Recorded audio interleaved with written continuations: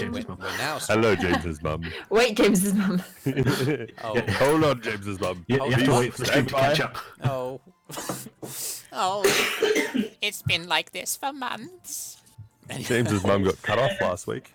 Wow. 1 week since you looked at me. Only a little. There's Wow. still Had to be talk. I welcome you, Obviously. viewing Twitch audience, to another episode of The Dysfunctionals, the Dungeons & Dragons campaign, which features ritualistic roasting of the DM. I am your DM. My name is Jameeeesh, and my He's spare roasted time and is toasted spent... and ready to go. Yes. Wow. Thank you. Hope that you are well.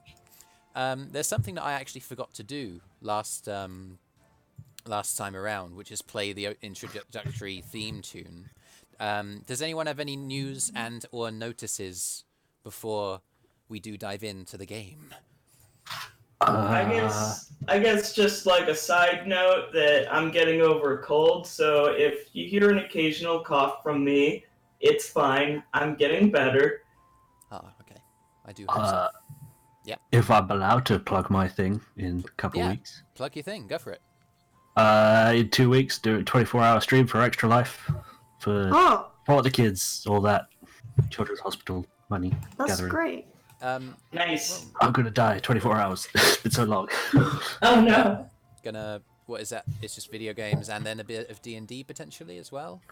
It's in 2 weeks. So I'll be off our D&D session. So. Okay. So it's just playing. It's just gonna be games, but Okay. I may have people popping in and out, joining me, keeping me awake. Yeah, definitely. I'll message you about that, I think. Yeah, cool. All right, then. Any other news, notices, thoughts, feelings, rotations, reflections, enlargements, translations? Enlargements, you say? Okay. Listen, That's about everyone. with that being said, we'll introduce you to the next episode of the exciting adventures of The Dysfunctionals. Dun dun dun.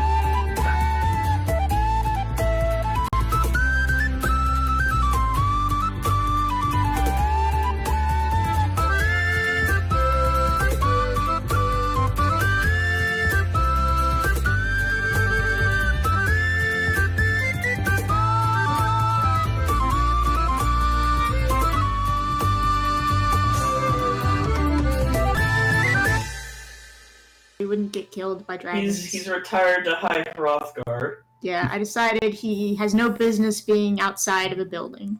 Indeed. Ever again. I'll get to work on that when I can. So yeah, welcome back. Last time in the exciting adventures of the aforementioned Dysfunctionals, you guys set out from Trinstone to make your way to the capital city of Trine, nominally to try and rescue Arthrin, your ranger / rogue traveling companions, his cousin, the captain of the guard, who had been kidnapped by this enigmatic syndicate organization. You guys had made your way to the town of Dogborn, having been waylaid by a large black dragon, almost proving a fatal encounter. You guys recovered in Dogborn, getting into a little bit of trouble with the local kind of order of knights or the protectors of the city, finding a library which provided you with a bit more information about a Dysraxis enclave, which is an order of ancient dragon slayers whose equipment you guys had seemingly accidentally stumbled on while you were in the mountains. You guys, let me just scroll up on my plan here.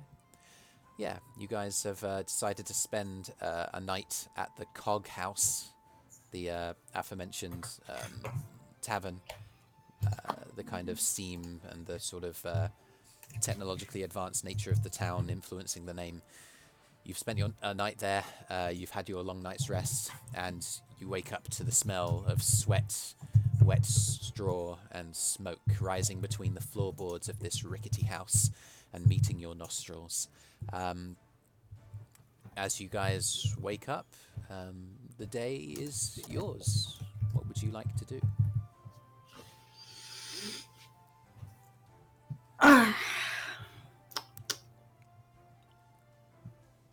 Well, When I wake up, I'll wanna be be- awake.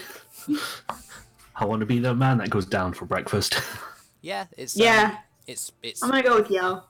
it's bacon, it's eggs, it's 2 silver pieces for a buffet platter, and you're So much. is it? For me.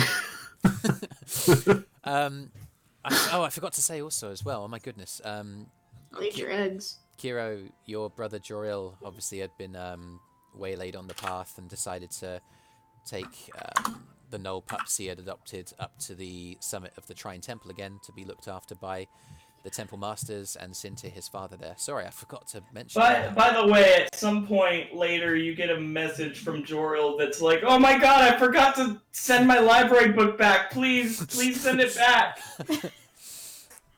Yeah, okay, so Kyro, that will appear in your mind as you wake up. Cool. Do you reply? Oh, right, I can do that. Yep. It's a sending message, it's something you can reply to. What book? End of message. Oh my god. As soon as he's able to, which I guess is like the next morning, he sends you another. You're not there. You can do that in the next morning. Goodbye. Hang on. Nah, that's not true. You've got more spell slots than that. Okay. Are you gonna burn them all right now Yeah, for your book? Yeah, fair Oh enough. my god. Yeah, he would. He's just like, the book that I checked out from the library, please return it, or I'm going to be in debt. Yeah, alright. Okay. Okay. So you guys have a order of business already today? Hmm? You guys have already an order of business? Anything else Well, from I'm eating anyone? breakfast with Yellow, so. Well, Brüz would have been out early having a word to the trees. Yeah, sure. Are there any trees where we are? Not so many. It's No. large stones, buildings, occasionally kind of giant mechanical cogs kind of stick out of the buildings, chimneys funneling this kind of greyish This building black used to be smoke. trees. You could talk to it. Is there You any could certainly sun getting through to where to somewhere near the building where they're staying? Oh, it's still pretty shadowy. Yeah, a morning sun. The morning sun rises in the east, and the wall of the town is quite high, so it's pretty shadowy right now. There's not really much Still direct hasn't sunlight. come in. Brüz will go back in and warm his hooves near a fire and get some breakfast as well. Is Arthrin around? Arthrin's, yeah, he's actually, let me mark it off on his character sheet, but he's gonna have breakfast as well. He's there.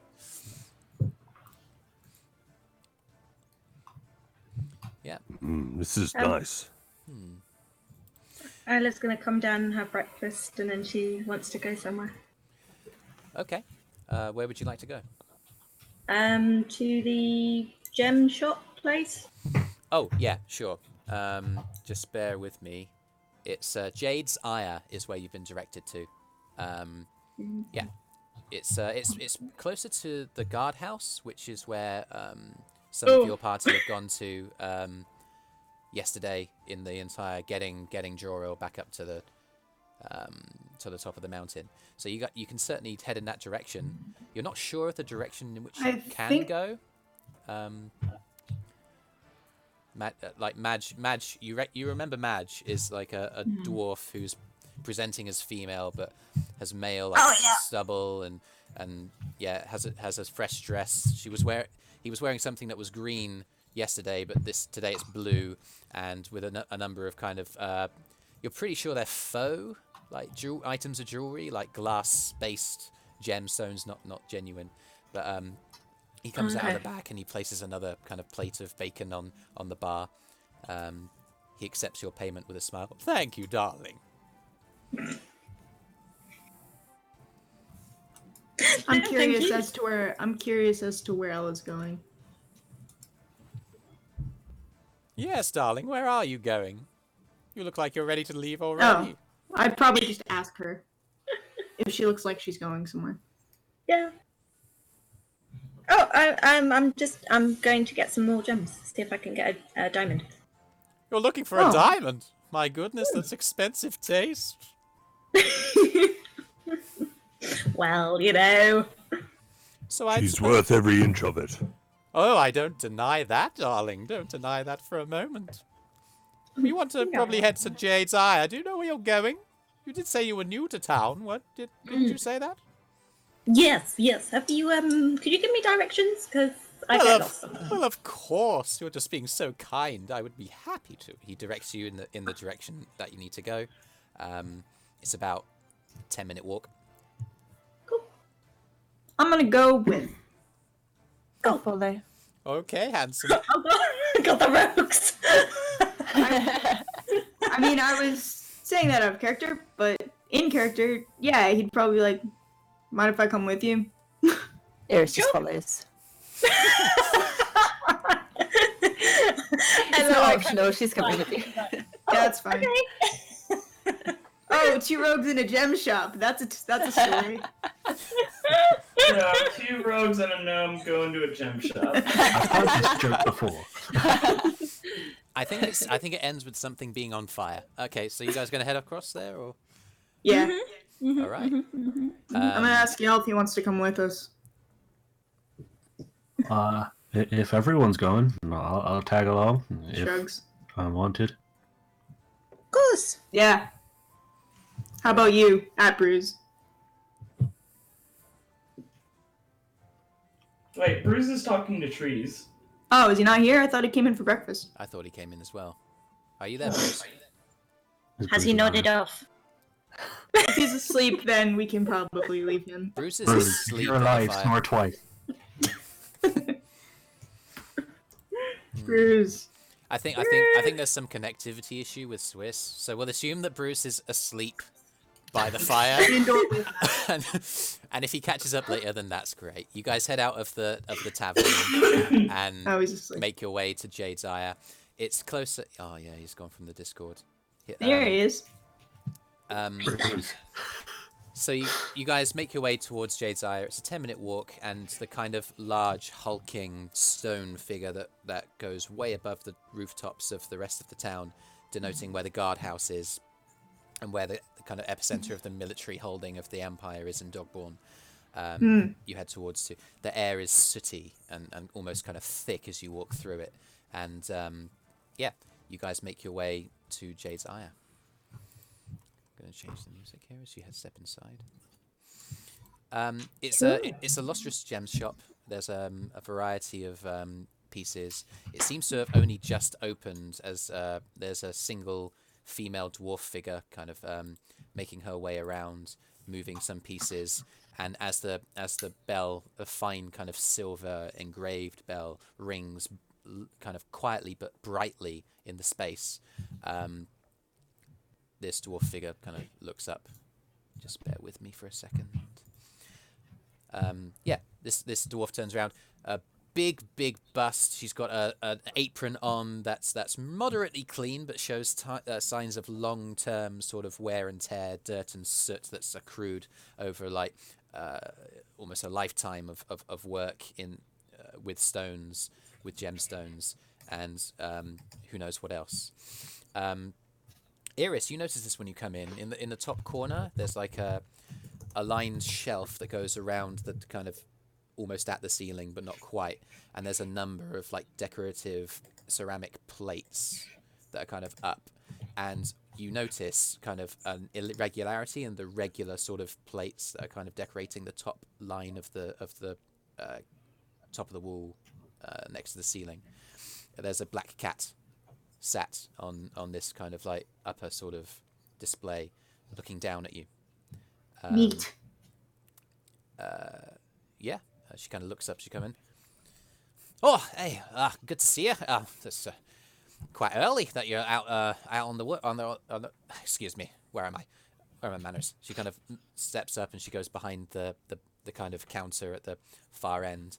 There's a number of gemstones inlaid sockets at various points around the space. There's a couple of sort of glass boxes, not boxes, like glass display cabinets in the middle of the space as well. And there's all manner of jewelry. There's all manner of gemstones. You see that in one of the alcoves on the wall on the far side of the room, as you walk in, is something that looks like a large pearl. But yeah. Oh, do I need a pearl? Do I need a pearl? I think you had a pearl. I had a pearl, didn't I? Yeah. It's a diamond. I think. Yeah. I used the diamond, didn't I? Yes. Okay. Oh yeah. That's message. That's gone. Send on about that. Oops. Okay. Hello. Excuse me, you've got me a bit flustered. It's just I'm not used to having people in the store. Welcome to Jade's Ire. My name is Belissa. How can I help you? Hello. This is bad for Jen. Hello. It's good to see I'm you. Ella. Ella, it's a pleasure. She kind of comes round the side of the counter and extends a hand. She has to kind of lean forward a bit to come to your height. You're slightly shorter than her. It's a big bust. Like, she probably knocks things over when she turns around, sort of deal. She's kind of round, but kind of seemingly happy to have a customer. What can I do for you? Oh, well, I am in need of some diamonds, like 300 gold. Oh. Okay. Were you looking for maybe a number of smaller stones, or maybe one bigger stone? Whatever you have. Good, because I think we're gonna have to make that out of smaller pieces. Just bear with me. She kind of. If you're trying to get spell quality stuff, I don't think that's gonna work, is it? She reaches in her pocket and she draws out a bunch of keys, and she moves over to one of the cabinets. There are 3 main ones on the interior of the space, and the third one along seems to be just made up of individual stone pieces, and they're smaller. It seems a little bit more ragtag, and as you go closer towards the serving desk, that's where the kind of jewelry and the inlay and the filigree kind of come out. But she unlocks the display cabinet, looks inside, and she kind of just sweeps out a bunch of smaller gemstones, closes it, locks it behind. She looks around and goes, "Feel free to look around if you need anything, just let me know." She kind of looks at each of you in turn and then turns back to Ella. "Okay, so why don't we come over to the desk?" And she kind of moves back over. She kind of pulls over a stool for you, and she goes to the other side.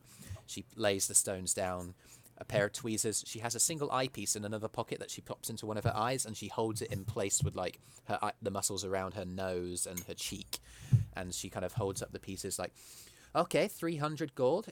Is that something that you'd like to make a payment?" As she's working with the gemstones, she's talking to you. As she kind of pokes at the stones with her sort of tongs with her tweezers, and sort of like lays aside a few for you. She talks. "Is this something that you'd like to make a payment plan for? Or is it something that I'm fairly flexible with how you make the payment? I know 300 gold is a lot." Oh, well, not quite sure when we'll be coming back. Actually, I've got some gemstones, so I was wondering if possibly that could substitute for some of the money. Oh, Well, okay. Well, that's something that I'm sure I can accommodate. What are the gemstones? Why don't you put them out on here? And she clears some space on this kind of like, it's a mat that covers about half of the I kind of put desk. 3 gemstones on the table. Okay. When I gave them to you, what did I describe them as? As 7 gemstones. Is that So, how it's described? Yep, that's the description I have. DM's Figure fine. out what they are. Okay. Make them valuable, please. She takes a look. She takes a look at them and says, "Oh, They are okay. They're fairly valuable, sizable." She now turns her attention to those pieces. Fairly sizable. I might be able to make some craft out of this. Their staying power with these. Looks up at you. Up at Ella. I get the sense that you are a good sort. oh yeah. I'll take the 3 gemstones and take 75 gold off the cost of the diamonds. It's a generous deal. Is it? Make an insight check. Yeah, because that doesn't Yeah. sound very. May I insight check as well, please? Yeah, sure. Can I? Oh, 19. 19. Well, that Okay. sounds like a good one. I think I'm just suspicious. 14. Okay. So 19 for Eirys, 14 for Ella. What was Kyro again? Sorry. I mean, I didn't roll. I think I'm just suspicious regardless of the truth. Oh, okay. Ella, this dwarf clearly is a very kind person, and you know your heart will kind of warms when she talks. The smile on her face, she's genuinely passionate about what she does. So you're probably feeling willing to go for it. Eirys, she may be trimming the line a little bit. You feel like those 3 gemstones could possibly push to be a 100 gold discount, but at the same time, this dwarf obviously has a business to run. Probably wants to make a profit.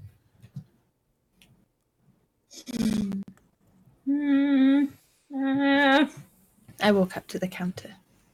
Oh, hello. Do you get many people buying diamonds from you? Honestly, like this, simply requesting 300 gold's worth? No, it doesn't happen every day.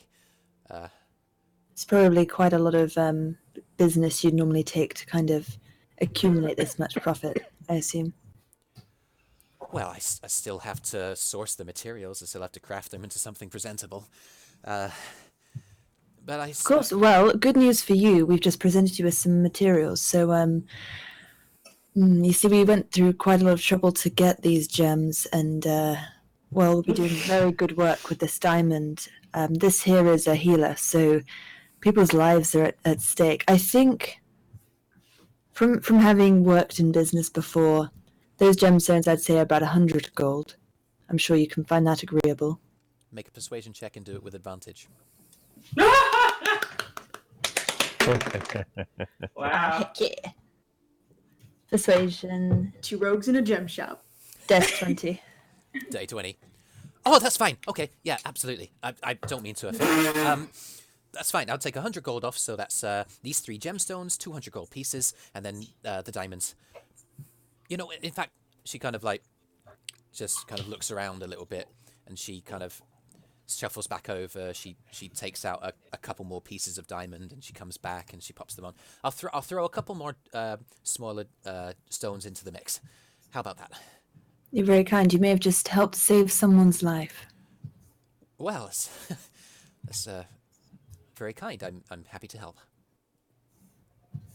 Oh, well, thank you very much.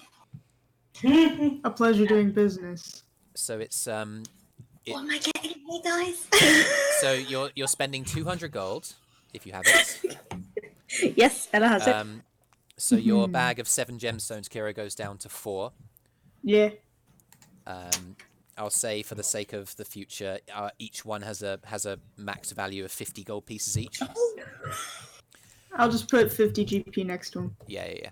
And for For the sake, future reference. yeah, totally. And for the sake of what you're adding to your inventory, Ella, you have 320 gold's worth of diamond, not 300. Oh, okay, right. So you've got 320 died. and 300. She presents them to you in a pouch that's fairly. It's like one of our dice pouches, and it's pretty full. Like it's a good. It's like a shaky thing. You can shake. You could use it as a maraca if you chose. Obviously, its predominant use is for restorative magics. Obviously, Good for Jocelyn. I have a good for. question. Yes. Hi. Please Does it ask look a like this? question. Sorry. Yeah. Does it look like this gem shop also sells jewelry, or is it just gems? There is definitely jewelry in one of the 3 sort of display cabinets in the middle of the No, space. don't steal. I'm not stealing. I'm selling. Okay. Do you, by any chance, Quiet, Joril. purchase jewelry from other people, or is there like another place I go to for that? Oh, I'd definitely be interested in jewelry. How can I help? Okay, I take out 2 silver rings and a gold ring. Oh, okay. Well, may I? She kind of reaches forward and she stops, asking your permission to handle the jewelry. I hand them over. Thank you. I'll just take a look. Okay, this silver is pretty basic work, but, you know, it's tenable, it's workable. Takes the gold ring. Ooh. She kind of raises the ring to her teeth and she bites into it a little bit, takes a look. Okay, all right. I'll give you 100 gold for the 3. Do my party members seem to think that is normal? Insight check. Oh, okay. Ella, roll an insight check. Ella's gonna try and help. Basically, I just glance back to the 2 ladies I'm with. Okay, if he's looking at me when she says the price, I'll roll an insight check. Yeah, go for it. 15. Kyro, you watch Ella just kind of lean forward with her hands on the desk, and obviously the desk is almost as tall as she is, right? So her hands are on the desk. Yeah. She leans forward, and it's just her eyes above the line of her nose, peering, like just staring at Belissa. Belissa's kind of like looking a little bit confused as she sits on the stool down at Ella. What's the insight, Eirys? I rolled a natural 1. I got distracted by the cat. Didn't pick up much from her. Yeah, the cat kind of jumps down onto the desk as soon as I'm picturing one of those black cats that just sort of looks like a blob in the shape of a cat. Yeah, That's pretty When the distracting. when the cat jumped down, I just saw suddenly something appear, so I just like kind of leant back on my back foot, hand to my dagger, and wasn't paying any attention to what the woman was saying. Sure. Yeah, I'll immediately moves to the cat and starts petting it and paying it all the attention. Make an animal handling check. And Excellent. in the meantime, Ella, Handling you're 12. staring at Belissa. Belissa's staring back. Belissa kind of gives a kind of slightly confused smile, and you're just like, "Oh, Belissa's great. I like this dwarf. Yeah, 100 gold's fair." Ella just nods her head like, yes. Yeah, that sounds good. Okay, great. She takes the 3 items of jewelry, and you gain 100 gold pieces. Yay. That's why she has the cat. The cat's for distracting animal I got handling. 12. 12. Initially reticent, but to describe it as a blob is kind of fair. It kind of like it flinches back from your fingers as you kind of rub them over and kind of do the kissy sound effect. I'm not. Why do cats like that? I don't know. Anyway, I think it sounds like mouse. I don't know. it kind of it's a case of your hand reaching the cat as opposed to the cat coming to your hand. But it seems to calm down, and it lies down and lets itself be stroked. As you get it behind the ear, it kind of like moves. Belissa kind of, as she hands over the gold to Kyro, kind of looks at you, yell, "Ah, you like sweep then?" Sweep. That's the cat's name. Yeah. Aye. Why sweep and not soot? Because it's black like soot. Well, it's a funny story. He tends to accrue lots of the soot, almost like he himself is a sweep. Unless he sneezes, and then and then as you're petting it, the cat sneezes, and soot just goes from its body.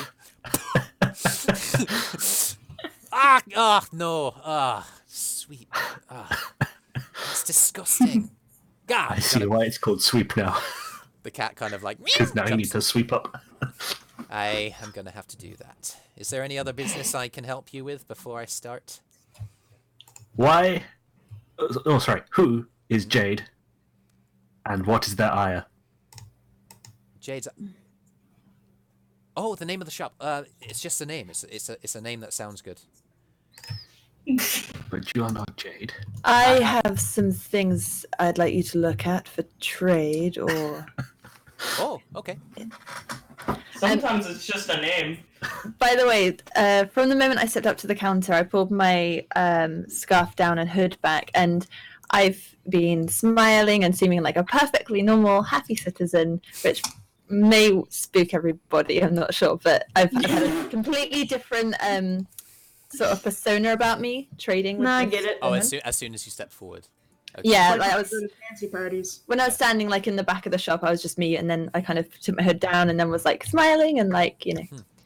Oh, great. What have you got? I'm not sure if you'd be interested in these sorts of things, but I pull out 5 decorative glasses from the bag of holding. Oh, okay. I have these. I pull out the is it agate? Egg-sized agate? Oh, okay. Aye. Okay. That's that stone. That's something I might be interested in.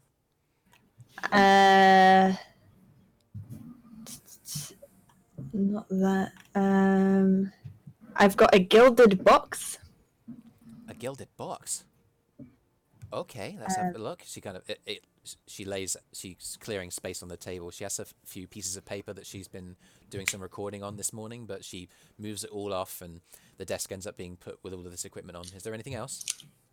There was one more thing. Okay, so I used the smaller glowing amber stone. Mm-hmm. Oh, okay. Is that the one that you had used to make the arrows? I feel like I would have used the larger one to make the arrows. Okay, sure. Or some of the larger one. Sure.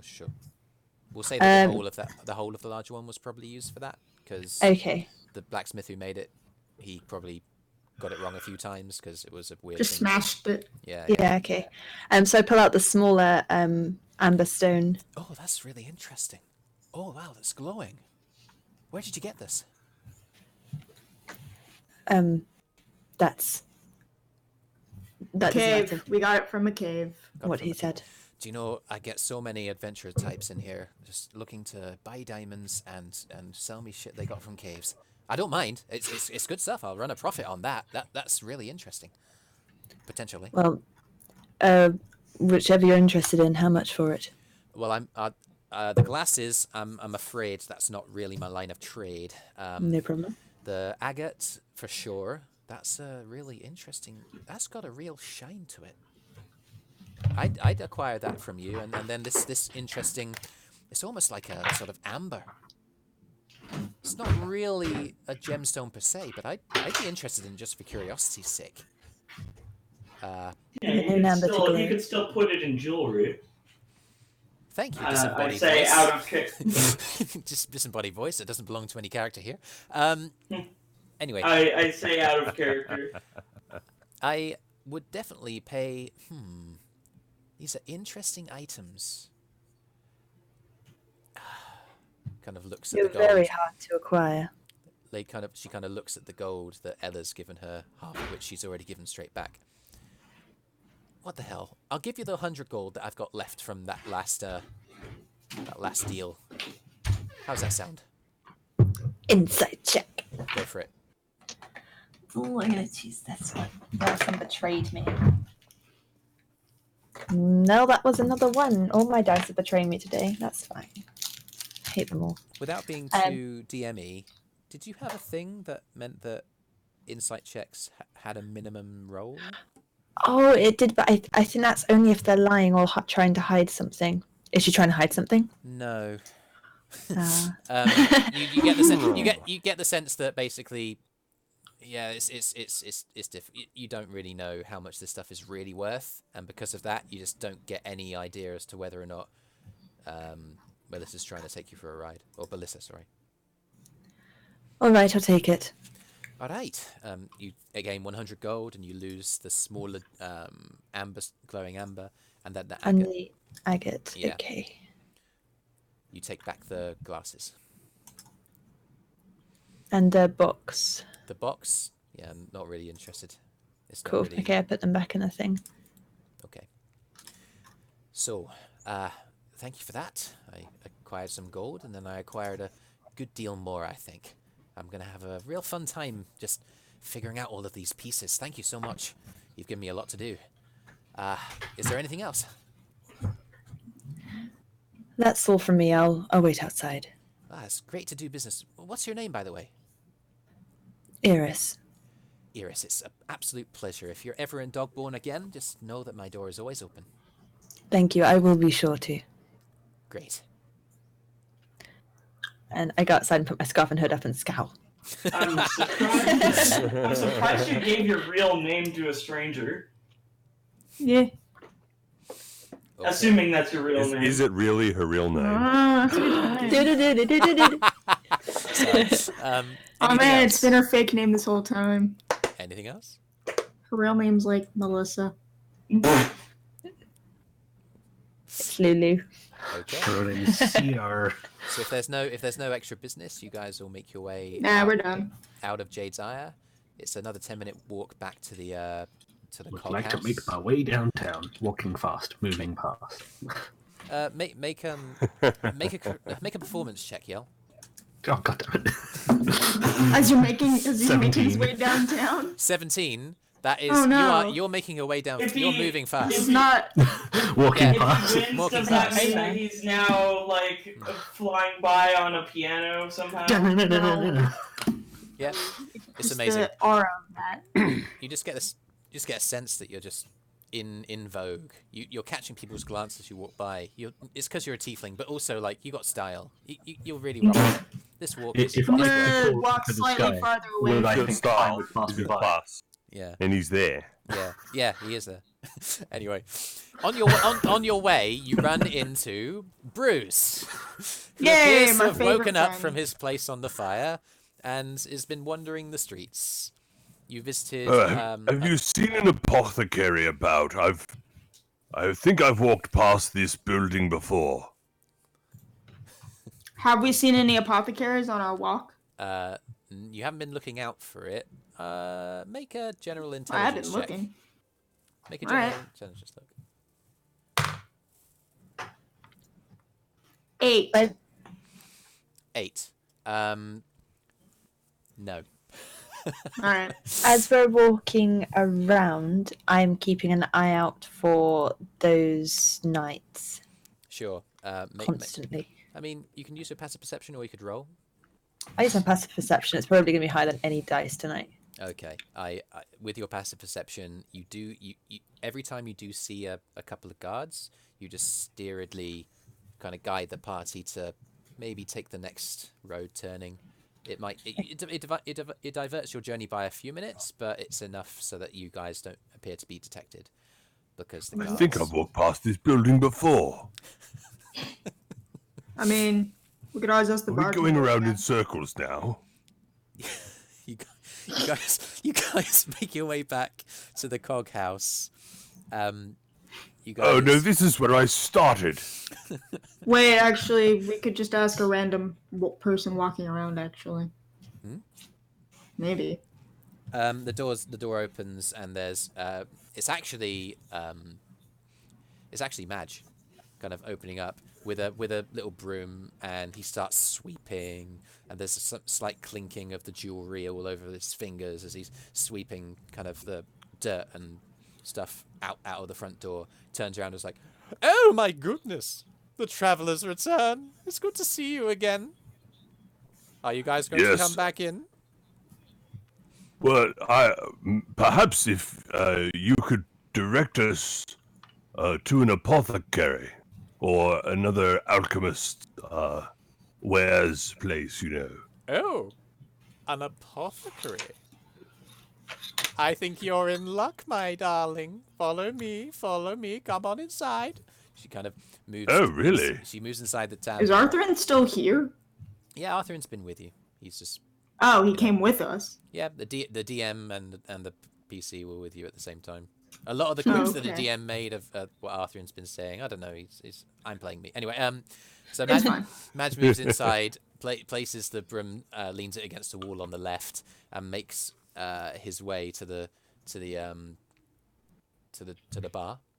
Kind of moves around, opens the kind of side partition up to move underneath, puts it back down behind him, and kind of steps up onto a stool and kind of looks at you as you walk through.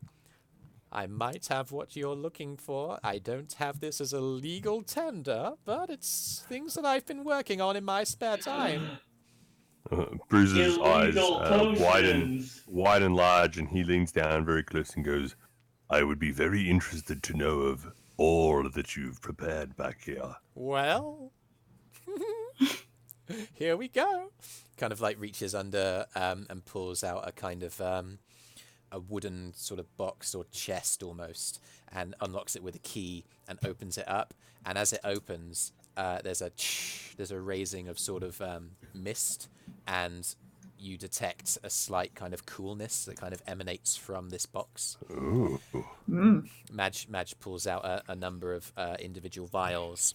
One there's a couple that are just of red liquid that's kind of semi-opaque. One that's a kind of less see-through red liquid, and then a couple of others that are more greenish with little bits of an unidentified sort of green plant floating around inside, and then there's a few leaves that she draws out as well. Well, what takes your fancy? I have the regular adventuring gear. There's no official apothecary registered in town. The nearest place you'd have to go is the guardhouse. So I figured, why? But would the guardhouse have anything as interesting as what you've got? Oh, I like you. You can stay. Oh, thank you, madam. Now, a question, if I may. This one with the thing floating inside. What is this? Ah, I call this my happy juice. Oh. Yes. And how long does it last? That sounds fun. Well, that would depend on one's constitution. I've known one of these vials to last me a good evening, maybe a little bit more. Fabulous, and you consider yourself quite constitute? Kind of looks down at his figure and, well, kind of turns around. Does my You bum are look big in this? sturdy. Oh, wow! Well, that's just outright flirtatious. Oh. Hi. Brüz's grin widens ever so slightly. He's like flushes red, just like, oh my goodness, my clients are normally so forward. Oh, well, it's hard not to be forward with such a lovely person as yourself. And he reaches into his cloak, rifles around, and pulls out one of the small purple mushrooms. He goes, these ones are probably a little small for someone as constitute as yourself, but should you get it to catch somewhere dark and damp, perhaps you can enjoy more of it later. And just hands it over. Oh, well, this is very interesting. I'll definitely see if I can help this take root, if you know what I mean. Oh my god. Indeed I do. Oh my god. Consider it a gift. Oh, that's From very one- kind. Very kind. So this happy juice of yours, Yes. would you think it capable of making mischief for an average soul to consume? It would just raise one's general awareness. You know, dopamine levels, that kind of thing. Oh yes, dopamine. They know what dopamine is? Don't you, darling? Disembodied voice that doesn't belong to any character in this room. I thought I heard a voice too. Yes. You telling me you heard that? I'm the mushrooms. I'm gonna be right back, guys. Wow. Oh, These mushrooms that makes more sense now. That's some strong shit right there. I haven't even taken it yet. No, Wow. just gloves maybe, madam. If you haven't got the calluses. Oh yes, that's true. I forgot to put them on this morning. It's always when you forget to put them on that you need them, you know. Kind of reaches into the pocket and Indeed. pulls out a pair of dainty white gloves that do not fit the hands. Well, it takes a while to brew. That's the only downside. I'd probably have to ask for quite a lot of gold for that single vial. It would take me a while to replace it. Oh, I see. Perhaps 100 What gold? about these 100 gold for the whole vial? It's a lengthy brewing process, and nobody makes it like Madge. How many uses would I get out of the one vial, do you think? Oh well, you know. Strong uses. I don't want to Okay, well you'd have the time of your life if you just had it all in one, but I'd probably partition this out over like 2 nights, maybe. No, 2 nights. Yes, potentially. Oh, And that's I me. do love a weekend. A weekend trip is always a nice way to spend a weekend. Yes, yes. Too many. Too many. That's probably why I want to spread my gift to others now. Too many. Yes. The leaves here, what are they for?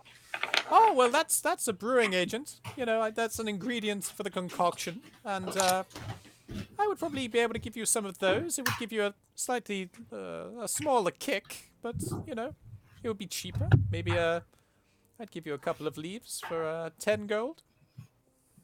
Oh, are they for brewing like a tea or for Yes, mixing? it makes a tea. It's a very relaxing tea. You kind of go more into a sort of, I call it the hygogonoctic state, where you're not sure whether you're dreaming or not. It can be very very elating, very indeed. Oh, I'm reasonably familiar with it actually. Ah, well, would you be interested? You know what? Consider me very interested.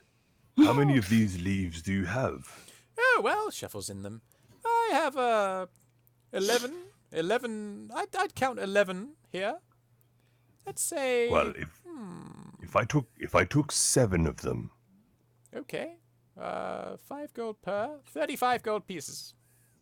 35, madam. Surely you can do me better than that. Make a persuasion check. With advantage, maybe. No? Okay. Oh. No. What is No? that? What's the persuasion? Yes. Persuasion. Yes, that's a skill that I'd like you to. Sorry, the I'm persuasion. hoping- Yeah, sorry. Yes, I am reasonably persuasive, and that makes it 3 to 16. 16? Oh my goodness. Well, it isn't every day you find a fellow connoisseur, and your gift was so generous. Yes, okay. How about we say 25 instead of 35?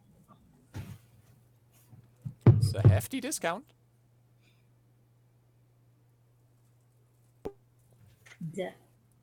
Oh, am I back? There I am. Oh, you seem to nod off there for a second. Are you awake? Yes, sorry, I'm entirely here, but Okay. I'm only mostly there. Okay, yes. Well, wow. This stuff is going to set you up just right. Fabulous. So how about say, did you say 20 gold pieces? I didn't quite hear. Oh, 25, sorry. I took off 10. Oh, 25. That's a lot of it. Yes. That's a big discount. Pardon my old ears, and he That's pushes okay. his hair back over his ear. 25 gold pieces sounds perfectly amicable. All right. You spend 25 gold pieces and gain 7 cannabis leaves.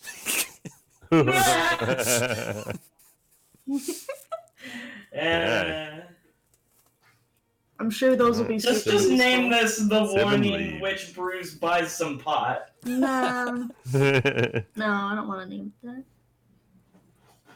Okay. Brüz and Anything Yell go to White Castle. Yeah.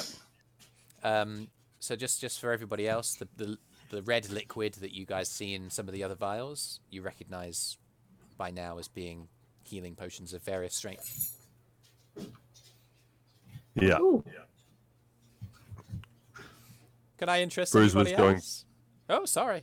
Please carry on. Apart from the healing potions, did I see more than just that that happy juice? Was it just Just the leaves, the happy juice, and then I've got 2 general healing potions, and then a more concentrated one, a greater healing potion. It just takes me well? so How long. much is that?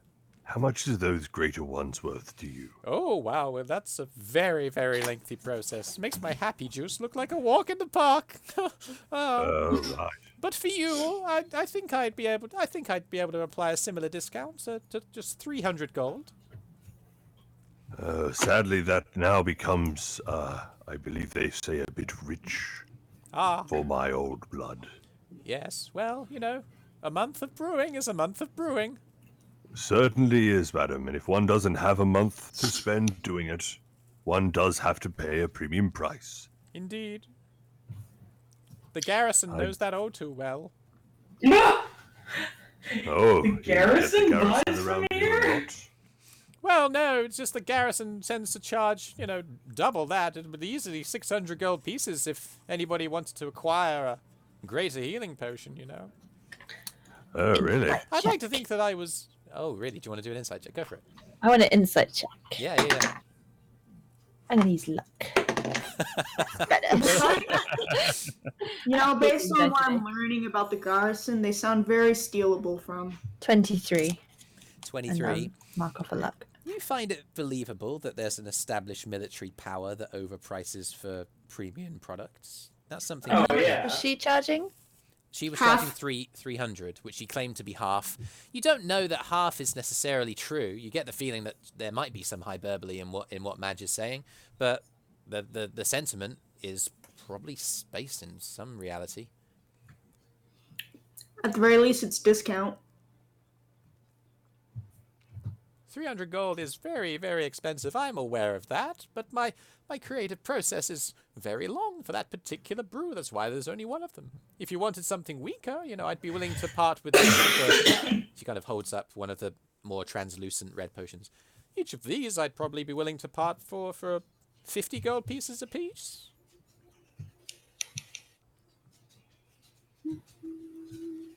Kind of...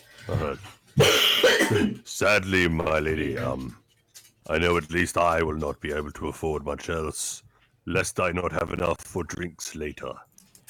Ah, yes, that's important. Must take into consideration. But if anybody else doesn't necessarily want, she said, suddenly seems to be becoming aware of the fact that it's been a while, starts glancing around the shoulders. If anyone else isn't interested, I'll put these away now. Of course, if my manager were to come out, obviously, not entirely legitimate what I'm doing, so your discretion would be advised, of course. Oh, yeah. Your secret's safe with us. Okay, thank you. Kind of clears away the potions and then... Black man material. Don't. I probably won't. Okay. But if you ever need to, I guess. It's in my pocket. You guys have that. Madge puts away the box in the hidden container in the ground. Eirys, you manage to glance across and see like there's a hidden kind of floorboard that picks up and moves to one side and pops the box underneath. Right. I think I'm good. Is there anything else you want? Any drinks? Any food? No, thank you. The breakfast was quite lovely. Ah, yes. Well, I'll give your compliments to Clark. Oh yes, Clark. Clark. Clark. He he's does such good work. Oh, he'll be happy to hear that. I would love to meet Clark to give compliments in person. Oh! Clark's a different character. Oh, fantastic! I'll bring him out. Oh, this will be grand. Kind of jumps off the stool, shuffles away from the bar, and oh my god, I know what you guys are gonna do. Kind of opens the door into an adjacent room, kind of yelling "Clark!" and you guys are alone for a few moments. Brüz turns to Yell and goes, "Do you mind? I was talking to her." I am incredibly sorry. I tell you what, when you come back with Cleric, you can talk to her all by yourself. That would be appreciated. Thank you. Apologies, sir. The door. No, none needed. The door opens and Madge comes in, and the chef is a heavily shaven. It's like a humanoid form with the yellowish skin and hair which appears like to be stubbly all over the face and on the top of the head, and a screwed up nose and like yellow eyes. He kind of has to stoop to get underneath the door frame. Kind of comes through just like, I'm told that there's a customer to see me. Sorry, I don't normally come out here. Oh, nonsense, Clark. You do great work. This is Clark. Well, sorry, points at you. Hi, Clark. What did you say your name Hello, was? Clark. Nice to meet you, Clark. I'm Yell. Oh, well. Kind of comes across, grabs your hand. There's like nails that are the length of claws, kind of slightly pierce your arm skin. Grabs your forearm as opposed to your hand, shakes it. I grab the forearm as well and repeat. Repeat that shake. I know that one well. Is this just? Is he a bugbear? I say, what Mate? race is he? Yeah, I was going to say, what, do Well, I'm I not recognize the there. race? I'm not there, so. If you want to How figure well it out, dressed is he? I think he's trying to present as just a humanoid, maybe like a half orc almost. But Yeah. you can make an insight check as to whether or not he is what he's presenting as. Which I one don't do you know. think was good? I don't know if I should be out here. Yes. Don't know if it's 18 Nonsense, plus 4, 22. You should take pride in your work. I just want to give compliments in person. The breakfast this morning was delicious. What were you doing? Insight. Insight, yeah. That's very 18. kind of you. Thank you. As he says so, there's just like he kind of sniffs and the nose moves, and it's just like this is clearly a bugbear. Ella, you see it. Yell, you see it. I knew it. Brüz has no idea. Does he have a bunch of dogs in the back too? He's never seen a shaved bugbear. Yeah. You can clearly tell just from the tales that you've heard of like a large humanoids, giant goblin creatures that are crazily hairy, but it looks strange because there's hair that's kind of pushing through, even though he may have shaved even within the last day. Just kind of looks at you guys like, looks at you, Yell. Well, it's very kind. I really appreciate that. You know. You are most welcome, sir. Keep up the good food. Well, I wish you all the best. And you. Got to get back to the lunch buffet. All right. No worries. Nice to meet you. Yes, well done, Clark. Well done. Turns around, goes back into the kitchen. Bye, Clark. Bye. Closes the door. Madge beams. Well, it's so kind of you to finally give some positive feedback. He's needed that for so long. So long. He is quite the tall fellow. Yes, well, you know, half orcs can get that way. Oh, he's half orc. Right, and Brüz calls out in Orcish to Clark in the back. Calls out saying, lovely work, by the way, your food is delicious. And then finishes with Clark, so that he sort of like knows that he was talking to him. Kind of like, there's this guttural grunts. Madge kind of winces and puts hands up to the ears. What on earth are you doing? And then the door kind of opens and Clark comes out just like, what? Clearly not at all recognizing what you've been saying. Politely repeats again in Orcish. Lovely food you're cooking, well done. He looks at Madge. Madge looks back, just like beckoning as a confusion. He looks confusedly back at you and just paints a fake smile on his face, nods, and closes the door. Brüz smiles and nods back. Yeah. Yes, fabulous. And turns to Madge and goes, so, apart from your little stash here, where else can an interested party find entertainment? Oh, well, you know, I'm now interested. Well, it depends on the nature of entertainment that you were looking for. Again, if you wanted, you know, potions, you would probably go to the garrison. I don't know that there's anybody that I know of who brews potions specifically. I might be entering a side business, depending on how well things, you know, spread in the basement downstairs. Once I plant this mushroom. But anyway, yes, well, hopefully. I mean, there are other centers of, you know, other means, other maybe more base means of recreation, but I'm not sure if that's what you were looking for specifically. Well, no, something I can share with my friends. And he gestures to the rest of the party. Oh, What? I'm good. well, What was that other thing you were talking about, though? Yeah. What do you mean? the other. Oh, I was trying to be so careful. I was talking about whorehouses, darling. Ah, Yeah, no, I'm not interested in that.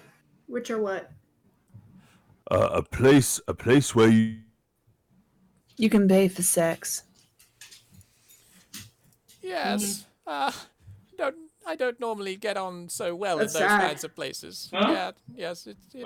What does he say? Wait, you can get paid for that? Wow. You get a job there. Now I'm interested again. You are new to town. You're new to cities, I guess.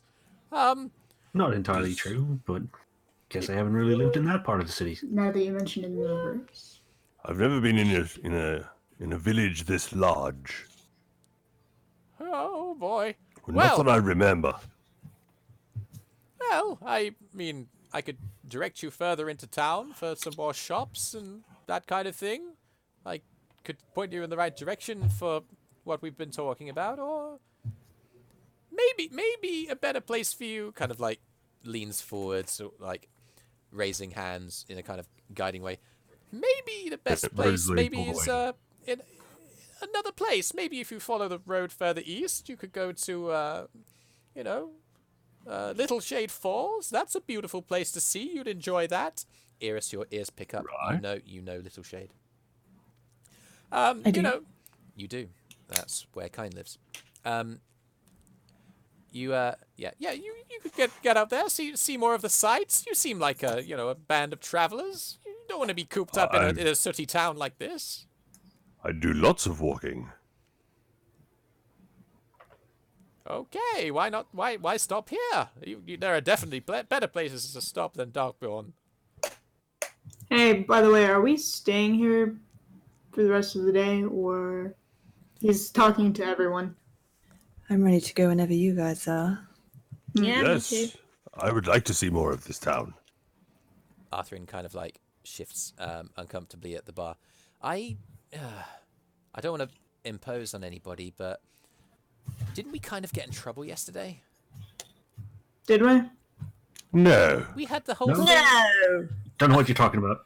Nope, that didn't happen. Don't know what you're I talking didn't get into about. trouble at all. Shut the hell up, Arthrin. Okay. All right. Oh.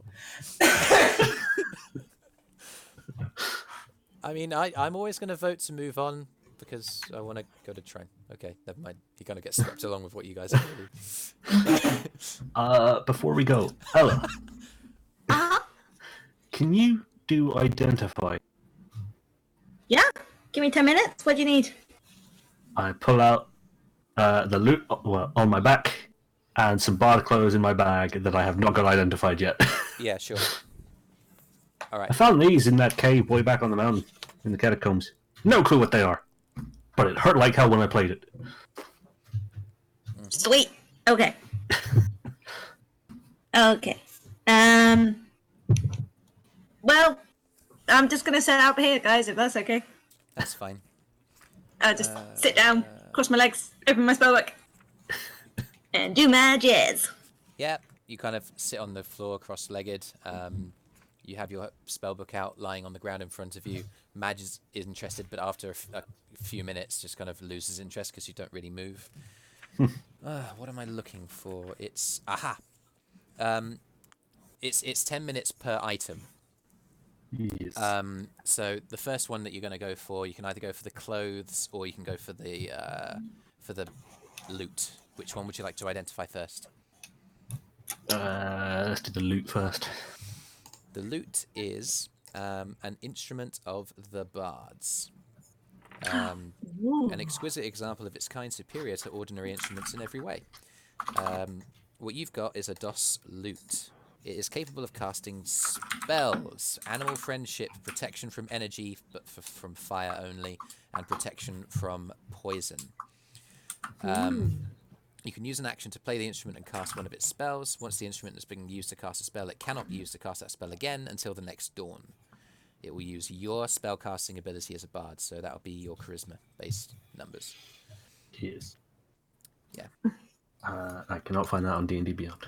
Okay. As Ella sits down, Eirys walks up beside Kyro and says, "If you just want to go to a whorehouse, you've probably got time if you're quick."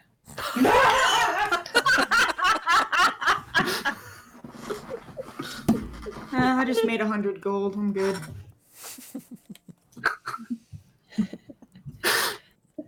Wait, did you want to go with me, or? No. Oh. I didn't pay for sex. I didn't say you had to.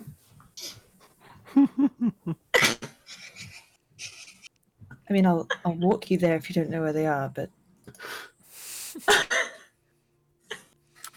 He looks at her mildly confused. There's just this awkward exchange of glances, we're not really sure what the other one is like. Thanks. Did you want money? I'm confused. about this exchange. Do you want me to sleep with people for money? Is that what you're asking me about? I just meant if you wanted to Just forget it. alone, everywhere I go. Okay. I can't help you guys. That was an interaction. Yeah, like he already made 100 gold earlier. I think he's okay on money right now. Does Kyro think that like he'll get paid for sex? Yes. That's where the confusion is, because Eirys is like, you know, we're gonna be leaving town soon. You seemed interested. If you wanted to, then, you know, she didn't realize she thought like making money.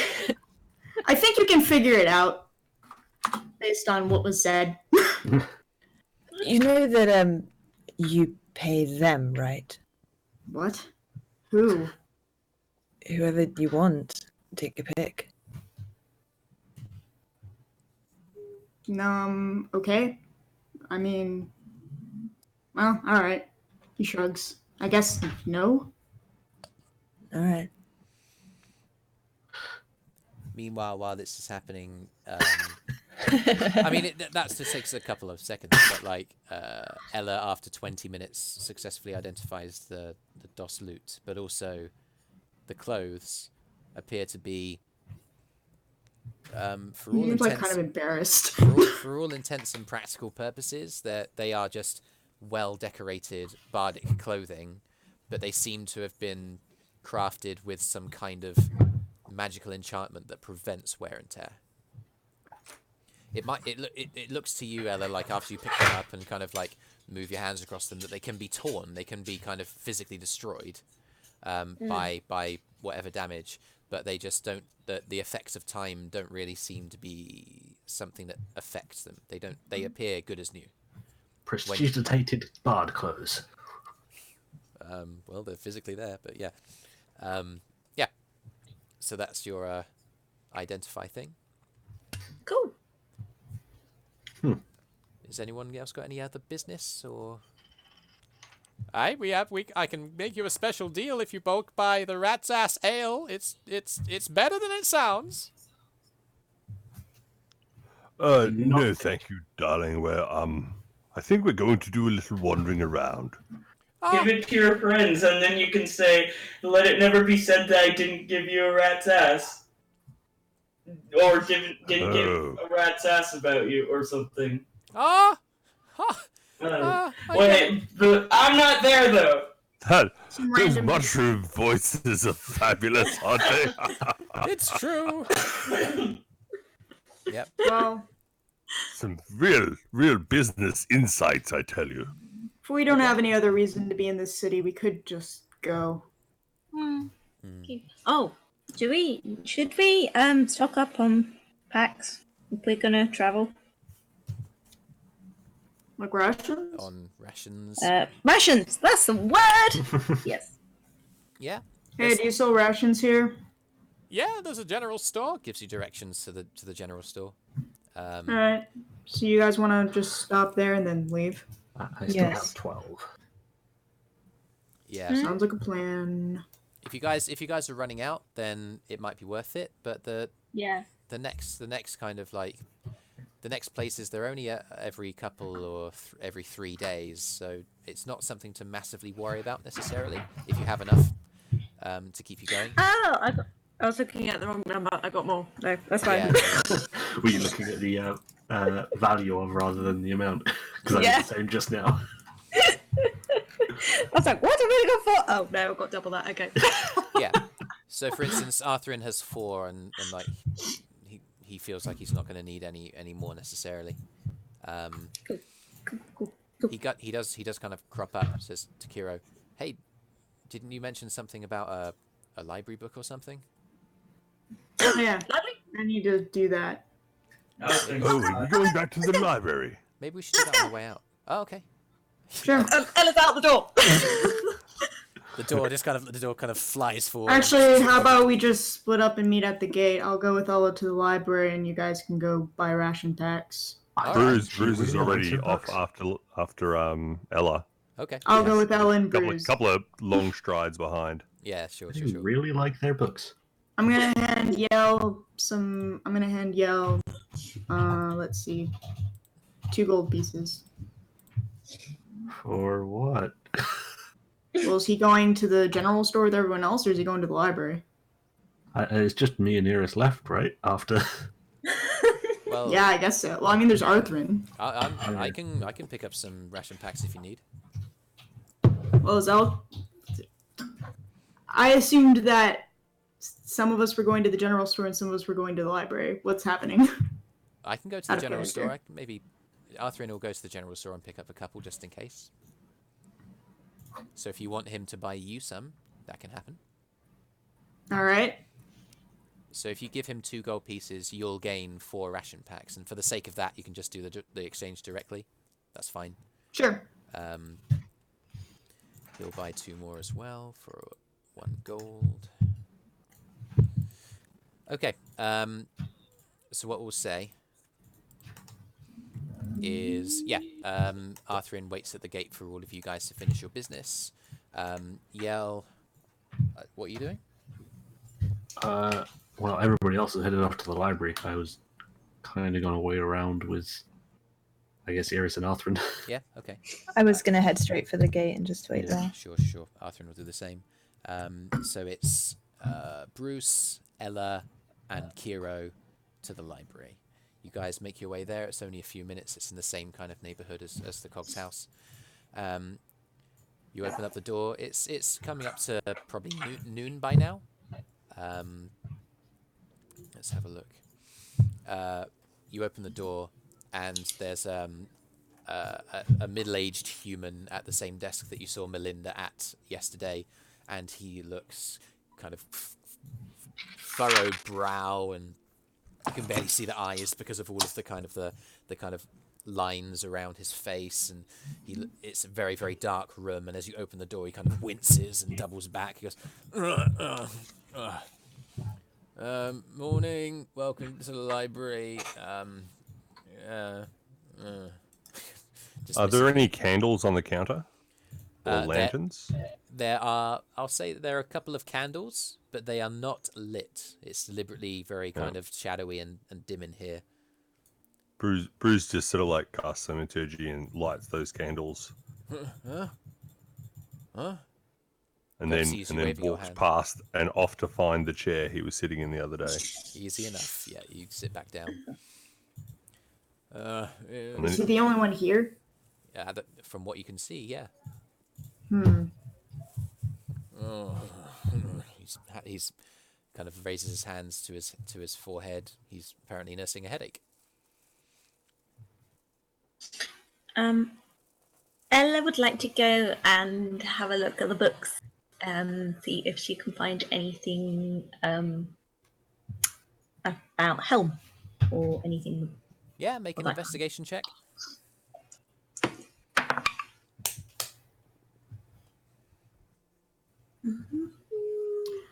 I'm going to try to return this book, and I'm going to watch this guy to see if he actually does his job or not. Okay. You step towards the desk. He looks up. He goes, "Oh, right. You're returning that book." Yep. Okay. He kind of takes it from you, looks at it. All right. Grabs a stamp, opens it into the inside cover, stamps a date on it. All right. Thank you. I'll put that back as soon as I can. Yeah. Feel free to look around if you want. Okay. Ella got an 8. 8.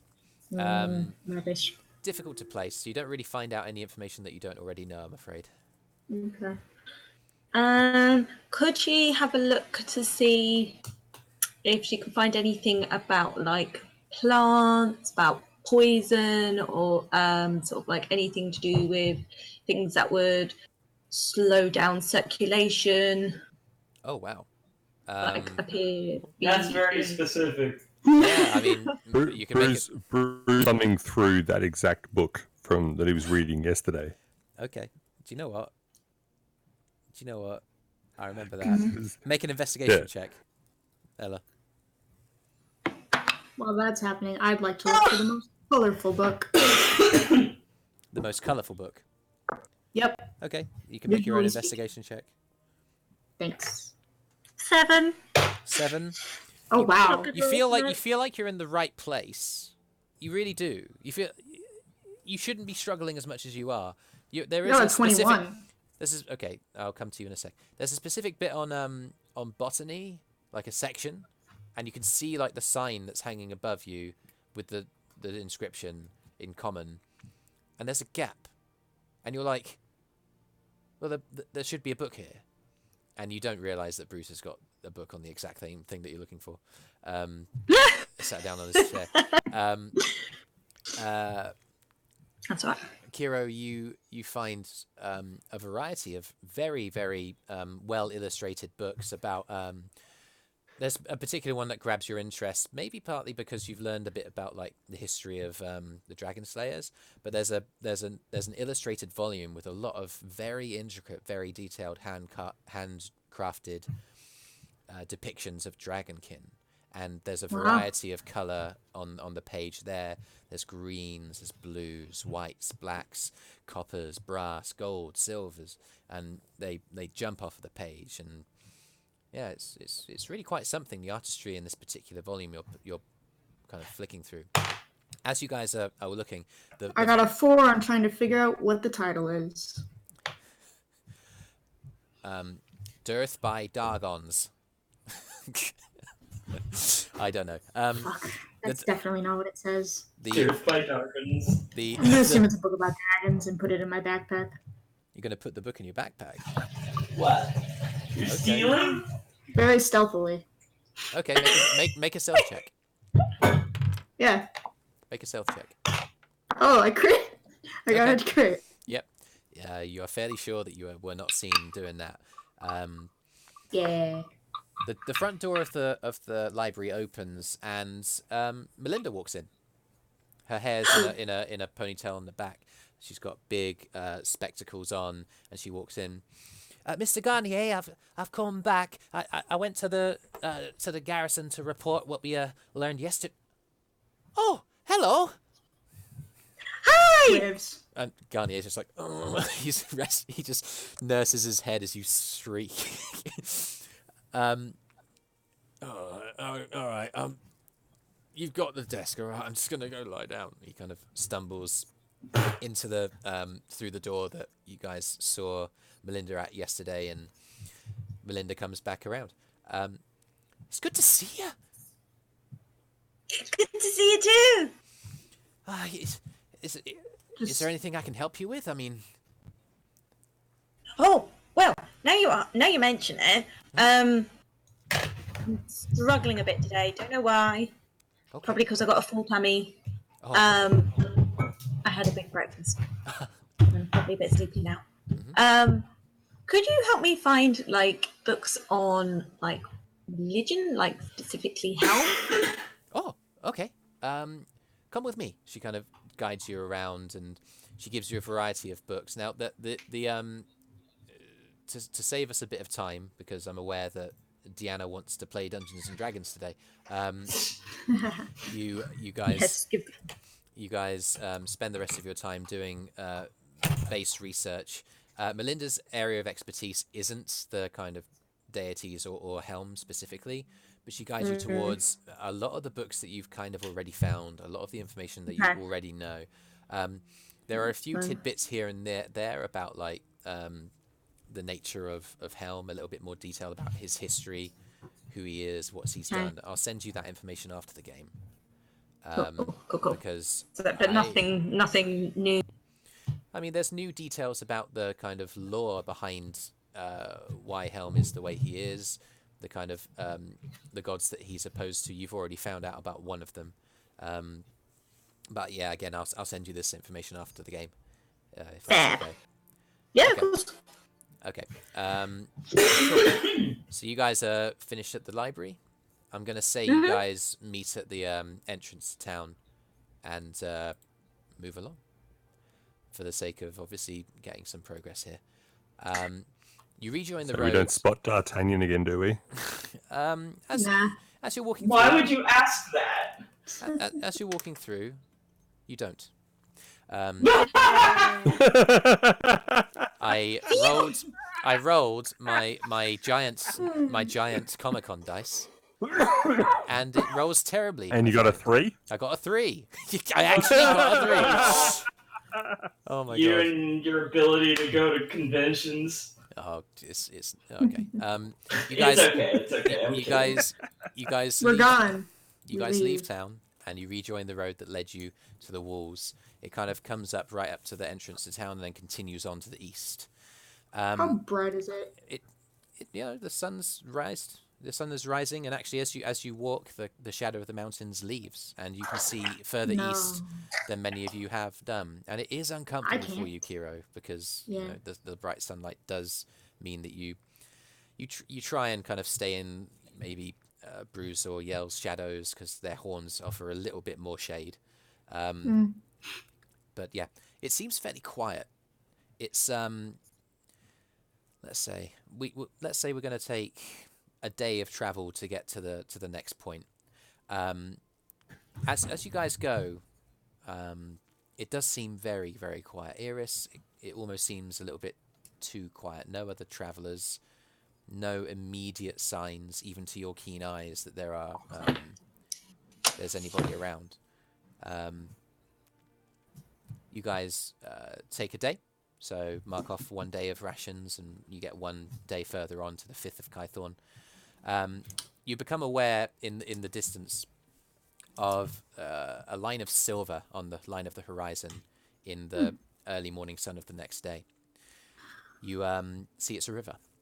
Eirys, you recognize it as the River Trine that flows from the mountains south to the sea. And, also, earlier this morning, you saw writing in the clouds again. Okay. I want to ask the party a question. Oh, sure. We can say that happens maybe during the journey or during the Yep. rest. That's absolutely fine. And the writing in the clouds says,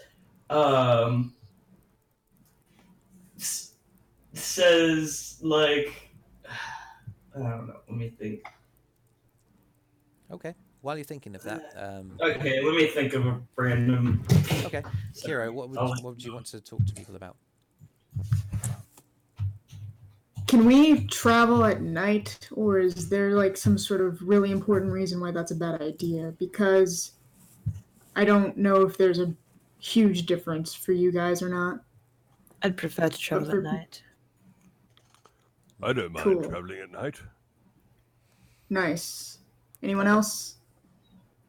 Yeah.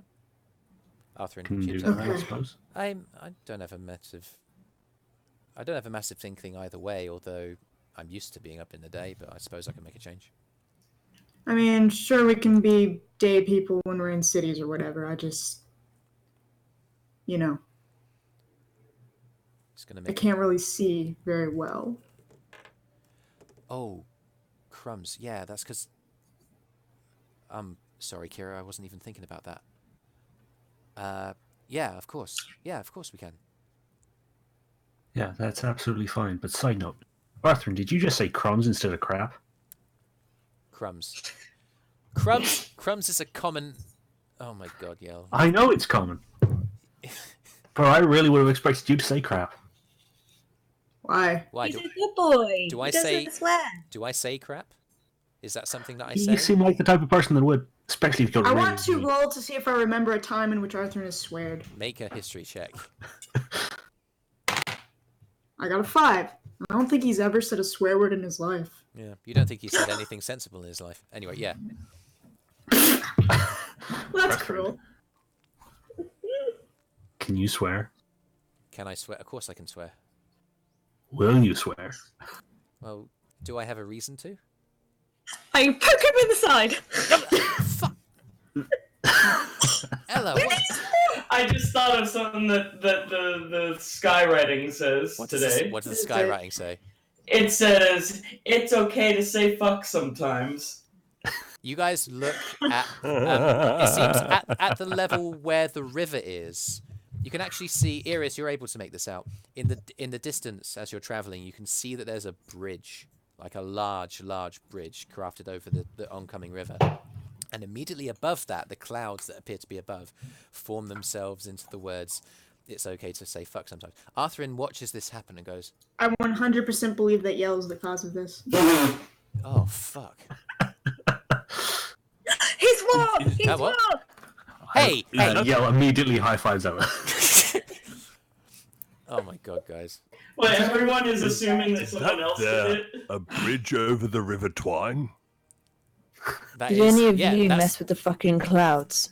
That was Hey, not I me. can't do anything like that. Look at me. Yeah. I don't think so. That's a bridge over the River Trine. Now yes. I look up. Now I look very concerned because that's. Brüz, Yes. did you Okay. mess with the clouds? Not today. Okay, that's great. I stealth. Make a self check. Oh. Bye, Eirys. Bye. That's got. Is there? I What's stealth the terrain two like vanishes. here? Is it possible to stealth? Not really. 29. Well. Not Okay. really. Not really. I'm going to impose disadvantage on the roll, Well but then. what you're trying to do is trying to Alright. basically put your body really low down onto the ground behind the crest of a hill that the path is coming up to. I So- got disadvantage 21. Yeah, so Okay, you're bye. you're able to disappear. You believe that you're hidden from the view of the bridge, which is another few miles further ahead of your position. You are lying like to the right hand side of the pathway, throwing yourself to the ground to basically make yourself as hidden as you can be. But from everybody around you can see you. You're just lying on the ground. Not much in the way of like. I would like to topography. look around and see if there's anyone around Make a perception because it check. is sort of no cover here. Yeah, there's no real cover apart from the mountain to the north by a few miles. I got a 13. 13 just doesn't really appear to be anyone moving along. There doesn't seem to be much. Bruce Yeah, Brüz, go for it. notices Eirys trying to hide behind a small mound, and so casts mold earth to create a slightly larger mound.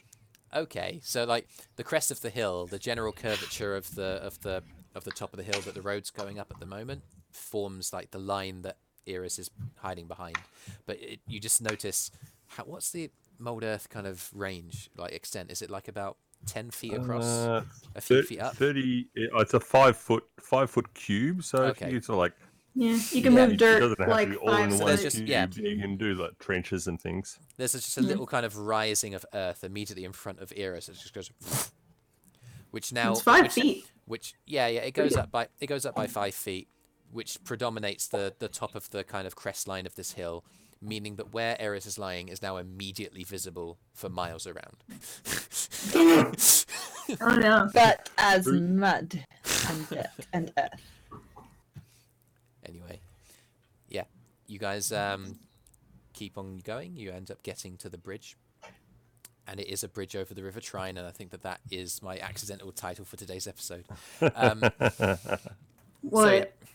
A bridge over Bridge the over the. River Kwai. A is bridge really over the famous. River Trine. Oh, okay. Yeah, it's there's a movie. It's fine. Oh. It's You a know- reference. You'll Yeah. understand it when you do films in college. It's true. You guys notice as you're coming up to the bridge. First of all, it's large and it's vast. There's a stone kind of almost a sheer drop as you approach the river, and about 20 to 30 feet down is the raging waters of a fairly wide river, and a quite large crafted bridge goes across. On the other side of it, from where you are, you can see there's something of a crossroads. The road breaks off into a left-hand turn that goes upstream, and then a right-hand turn that follows the river downstream, and the road continues on. And around this this crossroads are a bunch of tents, canvases, wagons, caravans, horses, like almost a little kind of temporary village that, Yeah, we have horses. that is operating. There's a Oh, yeah, kind of we got trading horses. I carriage. should probably remember that we're riding horses sometimes, we right? That is what we're doing. I jumped off my horse and hid. I didn't crash down with my horse. So it's just like on the line of the hill, there was like a mound of earth 5 feet tall and a horse looking at the mound. Yeah, we have 2 horses. So. It looks like they've been tied up to the post. Yeah, that's true. Yeah, that's true. Anyway, Many times. there's a trading caravan. There's a variety of different vendors. There appear to be a number of travelers here. It seems that this bridge is like a main access point across the river, and traveling traders have made it a bit of a habit to locate themselves here. Cool. There's all manner of races: human, half-elf. Eirys, you notice that there's a couple of. You've seen tabaxi before, Eirys? Mm. You have. Yeah. Of course you have. You notice a couple of tabaxi. 2 of them specifically. Kind of one of them seems to be walking around, male by his demeanor and his gait, and he seems to be walking around with an air of authority. And as he talks to people, there's an air of deference between him and the people that he's interacting with and him. The other one seems wide-eyed and just like relishing in all of the things that are going around. Appears to be female, makes their way up to a something like a barbecue, like just a big open pan with a grill on top, roasting all kinds of meats. Takes a deep smell. In fact, do you know what, Deanna? Why don't you describe your character to us? Have you ever seen a caracal cat? They're sort of like a sort of reddish brown African wildcat, sort of medium sized with like little tough ear things. You ever seen those? You look like that, but a person. Yeah, just imagine that, but bipedal and wearing some green traveler's clothes and a sort of flamboyant scarf and yeah, probably the most distinctive thing is that she's got these little tufts on the tops of her ears that stick up higher than the ears themselves. Mm. So she's got little ear tassels. Yeah, and that'll be Eirys, because of your passive perception, you're able to see that. Everybody else, not necessarily. But yeah. And she's checking her pockets to see if she has any money to buy delicious smelling meats and wondering if it's worth the money and being sad. It's 4 copper, and you check your pockets. You got 10 gold pieces, just in various denominations. So if you wanted to pick one up, you could. Apparently I've got 20 gold pieces, actually. Oh, okay. Well, there you go. You can use 4 copper from that to pick up some of that. So yeah, I think it's just like yeah, I deserve this, and she says to herself, Yeah. and she'll buy herself some, I don't know, what do they got? Street meat. They have chops that are kind of chopped up into smaller pieces and served on skewers. Bunches of pieces. Yeah, like she'll get like 5 of those. Oh wow, that's let's have a look. That's 2 silver. How much? 2 silver pieces. Okay. She'll do it, yeah. Okay. Okay, gold is worth 10, so subtract a gold, add how 8. much silver? 8. Add 8 silver. 8, okay. Cool. What are you guys gonna do? Everybody else. Well, we gotta cross this river, right? That's the way. Brüz is warning everybody to stay away from the edges of the bridge because of trolls. Yeah, I mean there are high kind of like walls along the edge of the bridge. But yes. And Brüz is saying, but be careful because they can grow quite. The bigger the bridge, the bigger the troll. Mm. Do we have to cross this bridge? Do you want to swim? No. Do you want to go back to where we came from? So, I guess at some point Well- she'd probably notice Brüz, right? Make a perception check as you're looking around. Okay, hold on. Does this river go What's away? more important, Brüz or delicious meats? Does this go away? She rolled a 1, so it's meat.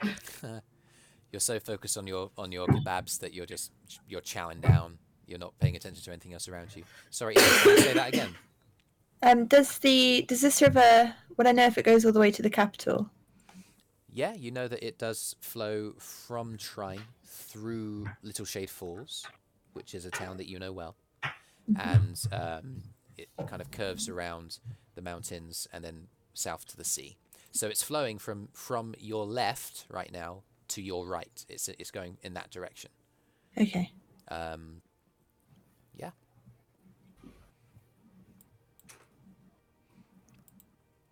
As you guys like stand there, the market stalls continue operating. I walk ahead. All right. Yeah, I mean, I'm probably gonna cross this bridge. All right. Well, Ella, if you're scared to cross the bridge, we could run across it really fast so that we don't have to be on it that long. That seems like a great idea. Okay. I'll give you a race. Wait, hold on. Why don't you want to cross the bridge? I don't want to get eaten by a troll. Oh, I see. Okay. Well, if the troll appears, I'll kill it. Okay. Thank you. Okay. 1, 2, 3. Let's go! Ah! I was pretty serious about that. Yell runs after Ella, but keeping slight pace behind so that Ella stays in front. Okay, great. Yell gets you in. Nuru, you just hear the clattering of heavy armor and the tramping of feet as a gnome and a tiefling run across the bridge and clatter their way towards the stalls. A bunch of people kind of look up, particularly traders, and one. And she's just like, go! She doesn't know what's going on, but it looks fun. They run into where the stalls are, and there's a cacophony of noise as traders begin, like going, "You, would you like to buy?" And they indicate towards the guy who's streaming the meats, puts on a bunch of more raw skewers in anticipation, and a bunch of voices, Yell and Ella, kind of flow out towards you. All manner of knickknacks, odds and ends. There are toys. There appear to be tools here. There appear to be a variety of foods from all over the place. There are some weapons. There's jewelry. There's interesting pieces all around you, and all of the vendors seem to have come alive by your movement to try and attract your attention. Yell will feign being out of breath and just, Ella, when the hell did you get so fast? Jesus. I don't know. I didn't even cast Lungstrider on myself. Well, you were super fast. You beat me. Maybe it's all that walking. It's paid up. It must be. Okay. Cardio, bro.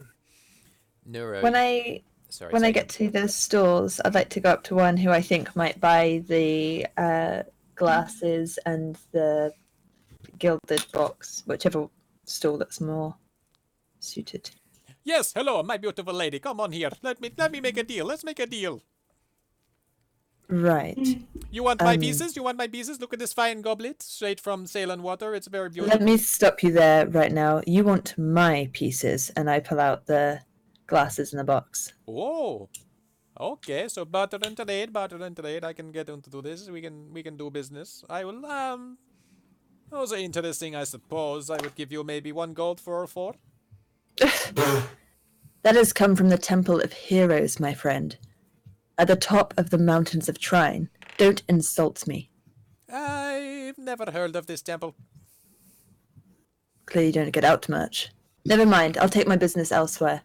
Goes to immediately I'm another gonna buy one. 6 meat skewers. Can you? Okay, 6 meat skewers, 4 copper each. So that's 24 copper. Hang on. That doesn't make it. Oh yeah, 6. It's 2 silver, 4 copper. Eirys, make an investigation check to see what kind of a price you can get. That was me, like, haggling. Yeah. So I'll keep doing it, trying to play them against There each are other. enough traders around here, and they're all basically trading in knickknacks, such that you'll be able to get a half decent price depending on your investigation. Okay, that wasn't bad. Wasn't as best, but it wasn't bad. Investigation. Yeah. +4, dirty 20. Dirty 20. You managed to drum up 50 gold pieces for the for the 4 goblets by basically playing one trader up against another. You managed to convince both of them that, yeah, they are quite special pieces, and then they have a bit of a bidding war for it. It was 5 glasses, so is it still 50? Oh, I see. I was 60. 60, nice. 60 gold. The gilded box. Yeah.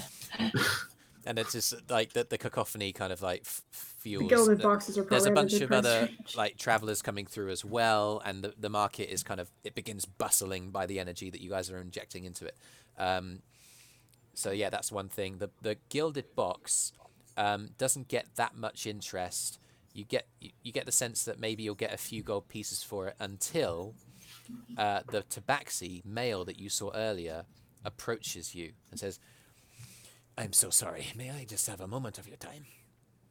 What do you want? I just noticed that you're interested in selling some of your wares, and I was just... May I have a look at that box of yours? I've changed my mind. It's not for sale. Very She well. doesn't pay for sale. Very well. I put it back in the bag and walk away. What? Why? Kind of... I offered everyone a meat skewer while we watch this very cool auction go down. Yeah. Oh, thank you. Does y'all want tabaxi one? Walks away, and Eirys, you kind of see out the corner of your eye, he starts kind of like talking to another one of the traders. They both glance your way. He shakes his head, and yeah. Arthrin takes one of the skewers if you bought one for him. What's Brüz Oh, doing? thanks, man. Brüz, Nuru, you'll have Brüz is just noticed. wandering at the back. Yeah, you'll have noticed, Nuru, that Brüz kind of walked across the bridge after the guys that ran across. So you've seen him. Oh yeah, like as soon as she sees him, she'd probably recognize him. Like, Yeah. oh hi, hey, Brüz, hey. Yes. Hello. And, she like waves him down and runs over real quick. She's not that tall, so I don't know. Hello, little one. How are you? Hey, don't you remember me? I mean, I'm a little bit taller now, but remember back in the forest? I was hanging out with a bunch of wolves, and you were like napping on a dirt chair or something. And Oh yes, I'm well to use my chairs when I need a sit down. Yes, that sounds like me. I was in the woods. she looks a little bit like put out, like, oh, you don't remember old Nuru? I will say though, you have the cutest tufted ears. Oh, you said that last time too. Oh. Brüz, history check, advantage. Oh.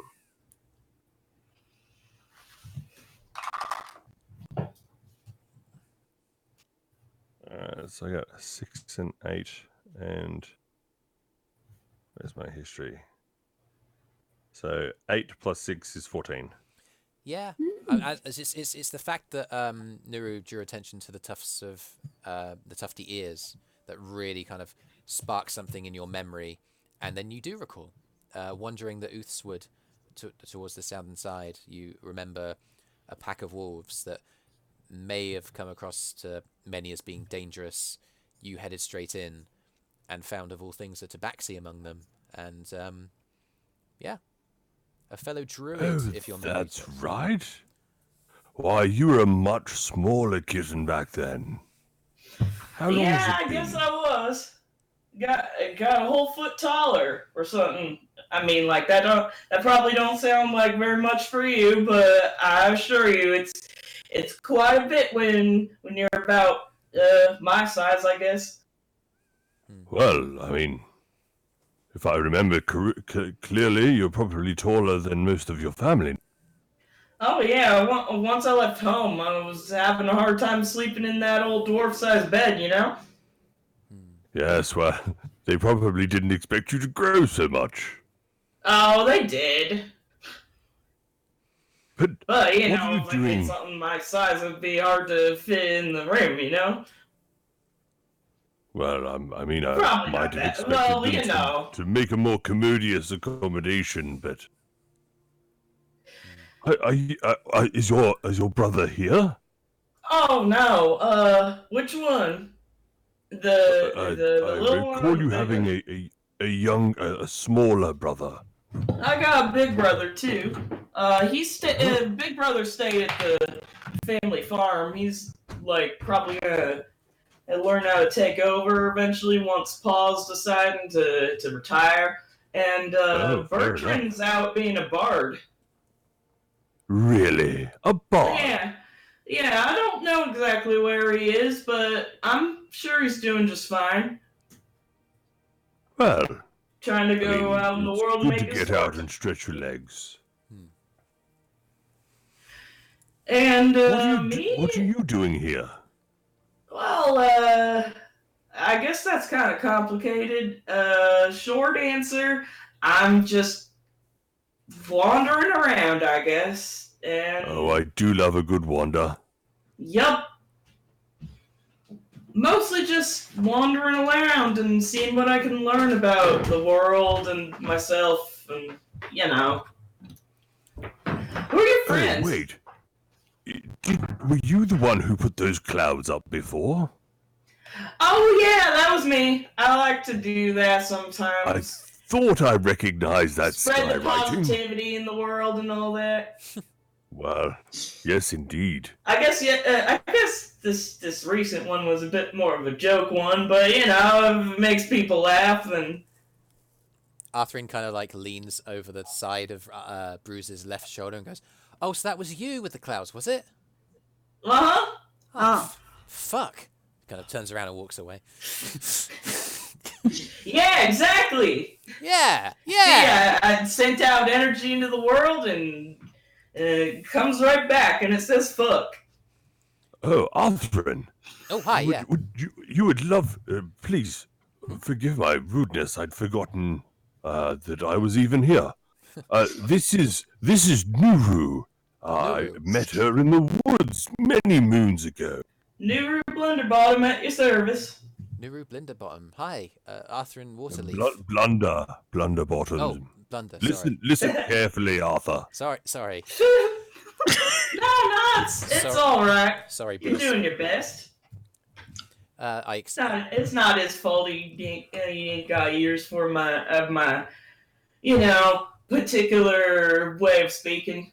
He kind of extends a hand. It's like, I'm sorry, I've never met your kind before. Kind of grabs your hand. It's a real pleasure. Thank you. Yeah, neither have I. Oh. Anyway, she looks a little uncomfortable, like she overshared, and was like, anyway, so, Ella. good to meet you. Ella. Not sure where you are, whether you're watching this or not, but you feel there's some rustling around your pocket area. I look in my pockets. I look around. Goblin, he's got your purse. He turns and runs. Do I see it? Do I see this? Let's have a look. I mean, he's Do any of us see this? I would love to roll to perceive. Your passive perception needs to be a 14 because that was his stealth. Mine is. Okay, so you As see is it. mine. You see I'm it. not directly with them, but I am nearby. You will be able to see it. Passive perception, that's what it is.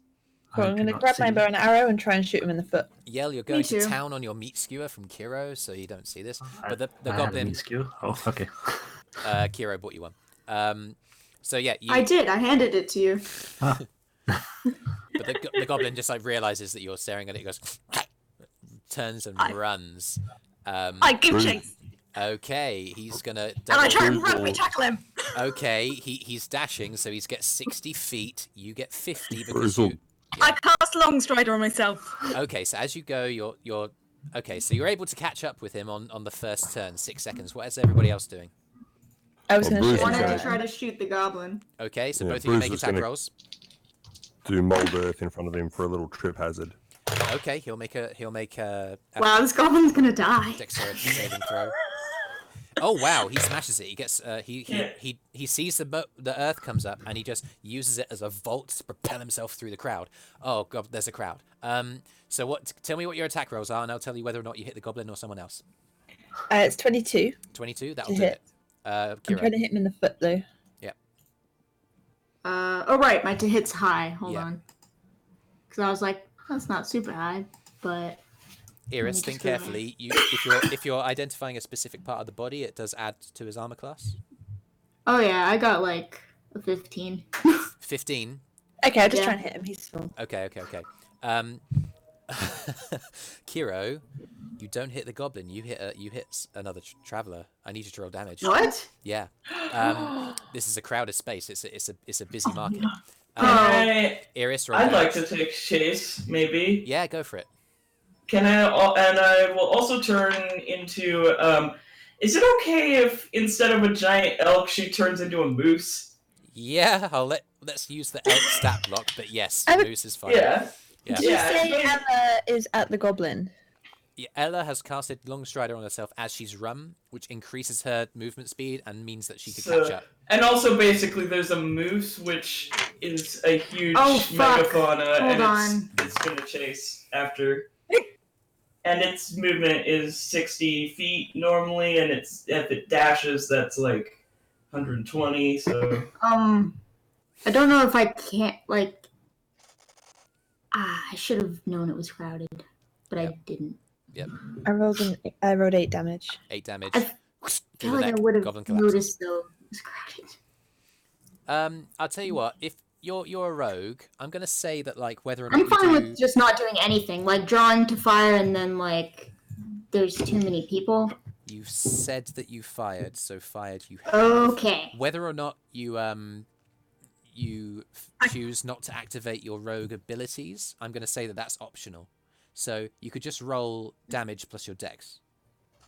Alright, but I definitely hit someone. You've hit with an arrow. You hit someone who was close by because the goblin was basically using people as cover.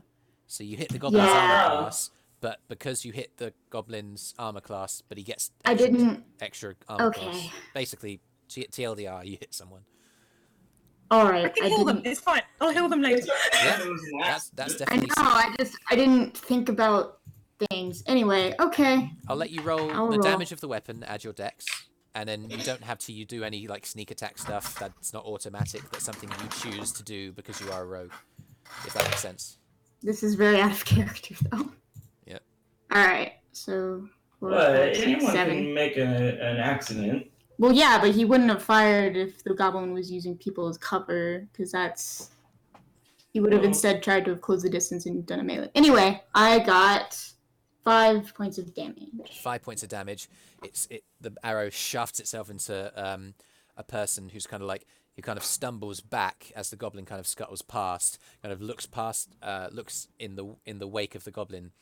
Ella snaps past, he slips, and the arrow hits him in the upper shoulder. He collapses unconscious. The goblin takes an arrow through the back of the neck and collapses, expires, dead. Ella, you see this happen, and then there's a clatter from behind you. You turn, a civilian is down, just somebody in basic kind of traveling gear who's taken an arrow in the back. You follow the kind of line. You see Kyro there, looking a bit awkward. What do you do? Also, just suddenly there's a moose. Yeah, there's a moose kind of crashes through, taking out several people. I stealth. Okay. Make a stealth check.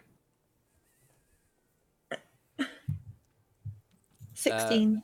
16. You believe yourself to be hidden. Ella looks at the moose. I'm gonna ask questions later, and then I'll go to that person. Yeah, go for it. And heal them. Go for it. Is it healing word? Cure wounds? What is it? Oh god. Are they like completely down? They appear to be unconscious. They've just gone pale. Oh god. Okay. Cast Spare the Dying. Oh, okay. So they don't die on me. Okay. As you do that, the body appears to stabilize. So it's been near fatally wounded, but not going to die. Okay. Good. Okay. Right. Now I can. Cure. Right. You can cure wounds. Yeah, I went over to the person I shot. Yeah, sure. Cure wounds. Brüz goes to the goblin. Sure thing. Yeah. Cure wounds at level 2. Okay. And also cast Spare the Dying on the goblin. Okay. That takes effect. 8. Okay.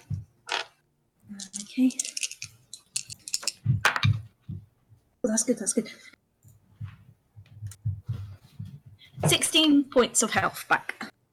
Yeah, the arrow comes out of the back as the healing magic takes place, and the puncture wound shines a light from within, and the radiant light that bursts through is to such a great extent that the seams of the clothing fix themselves, and the arrow comes out, and the guy it appears to be a human male in a kind of blue tunic with a kind of brownish sort of waistcoat sort of thing on the back, and sort of short breeches that go down to just below his knees. Kind of coughs back into life. What happened? Oh, hi. Who are you? Hello. What I'm happened? Ella. Hi. The goblin. Goblin ran past. I ran, and then you fell unconscious. He shot you with an arrow. Looks past your shoulder, Ella. What? He he tries to get up. He's panicking. He kind of shuffles back on the ground, and there's a crowd around the body of the goblin and this prone human male, and there's a voice that kind of cuts above the commotion. What is going on here? Oh, the crowd. Hello. I'm just gonna stop being a moose now. Okay, you shift back. The crowd kind of like parts, and it's the because she feels like that's not helpful. Yeah, it's a male tabaxi, kind of steps forward like. Kindly explain why you have disrupted my humble bazaar. Hello. I am Ella. The goblin stole my purse, so I gave chase, and my friends here were helping me out. And unfortunately, the arrow hits this lovely gentleman, but it's okay. He's all cured. I've cured him now. He's all fine, and I'm to just extend my hand out and help him up. He hesitantly takes your hand, and he gets set up onto his knees, and he stamps himself off, brushes himself off. He checks himself. He seems to feel okay. He looks up. Creed, I admit I feel okay. That is okay, traveler. I'm glad to see that you are well. I am not glad to see that you were shot to the ground. I think that was not intentional. That was not intentional. Kind of looks around from all the people. I saw what happened. I saw what happened. Oh, yes? Yeah, that goblin did in fact steal their stuff, and I really don't think that fella meant to shoot that other fella. I think it was a really unfortunate accident, but luckily no one got hurt. Like, no harm, no foul, right? Kind of looks, she says, hoping that's the case. He looks to Kyro, who you've indicated, and looks back to the gentleman. Respectfully, he leans forward to Kyro. Respectfully, you should work on your aim. Oh, he's normally really, really good. Really, really good. Normally I wouldn't shoot in a crowded bazaar, but I guess I didn't see. I mean, the goblin was very quick. He was like weaving and dodging. The goblin is very dead. Oh no! Is it? No, it's not dead. It's just somewhat unconscious. Yes, I can see that. Why have see you? No harm at all. Why have you? And he's a fellow cleric, so he's he can sort the goblin out. And Brüz picks up the goblin and sort of carries it like a small child, grabs the purse and hands it back to Ella. Thank you. Is this yours? Yeah. Yes. Yeah. Thank you. And he also rifles through what other pockets the goblin had. Make an investigation check. Oh, yeah. It is a strange mercy to see you sparing the life of a goblin. That's 21 investigation. He says... Turns around. Yeah, okay. There's no need to kill it. It's it lives and breathes just like each of us. The tabaxi turns around. He says, Ladies and gentlemen, it seems the ruckus has been sorted. Go back about your business, please. The crowd kind of hesitantly goes away, having been dismissed by the tabaxi. He kind of indicates to all of you in turn and beckons to one side of the road. We need to discuss this a bit further, particularly this goblin. Well, what have you found? You found on the goblin's person. Just bear with me.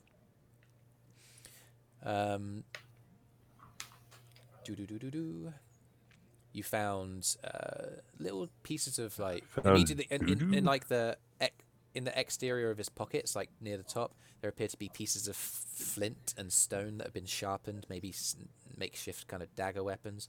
There appear to be some kind of stones that have been polished, maybe by like you look at the river, maybe almost like by water, kind of polished to like a shine, that appear to be decorative or like a collectible for this goblin.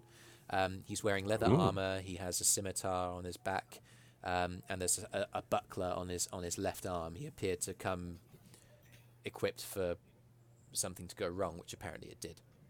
But also, that's a really strong investigation roll.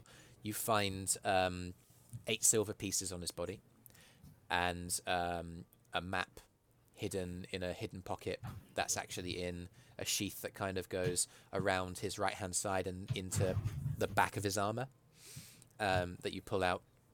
And it appears to be a very crudely drawn map with a river, bridge, bunch of tents that you recognize as this place, scraped on with maybe some charcoal or something, and a crude symbol or pathway, a dotted line that leads to what appears to be a destroyed building next to a kind of pool alongside the river.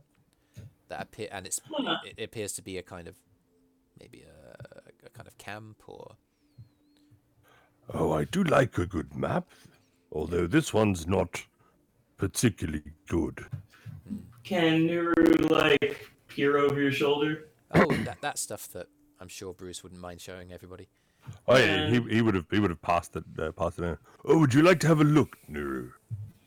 And she takes a look and she's like, "That's probably where he came from. Like his little goblin village, I assume." Yes, I can see that.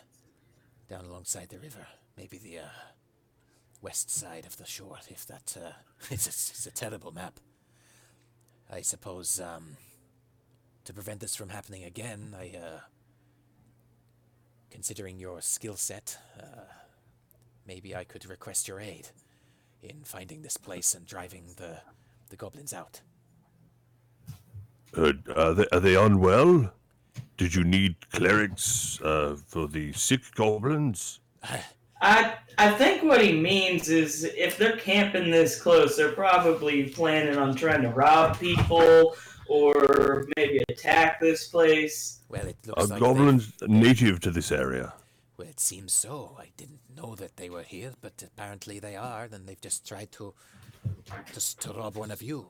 It doesn't make any sense to me. But rather ineffectively, it would seem. Yeah. But we'll wake this one up in a moment and give it a good talking to, and then send it on its way and tell them to tell the others to be better mannered in the future. You notice something in a side pocket that you'd missed on your first sweep. As part of your investigation roll, you see there's a tiny nub of a vial that's sticking out of like the crotchal section of its leather armor. Some kind of vial. Hey, what's that? It looks something special. He carefully pulls it out and has a look at the vial. It's a small glass vial of a green substance, a dark green, almost corrosive, or well, not corrosive. Does it look the same color green as Madge's happy drink? Nuru's going to turn into a wolf to get a better sniff. Oh, okay. I'll let you take a perception check with advantage by taking the wolf form. Okay. That's your second so cool. That's your second wild shape of the day. Ella, everybody, you watch as Nero just goes, body magically forms into the wolf. Several passers-by kind of start as they see this transformation happening. She still is like vaguely the color of her fur color. Yeah. Just a wolf. Sure. Let's see. That's perception. That's 21. 21. You're fairly sure that that's a poison of some kind, perhaps intended for ingestion or maybe use on some kind of weapons. Brüz, your nature check, what was that? It is nature, so that's 17. 17. It looks of almost identical green, but you do detect it's darker in hue. So not exactly the same. So she's gonna pop out of wolf form to speak, and she's like, "Yeah, that there's poison. Pretty strong poison by the smell of it." Wait, hang on. Were you the moose?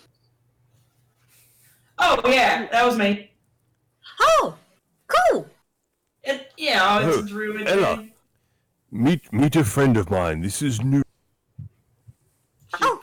She holds out a paw. We met wandering the woods once.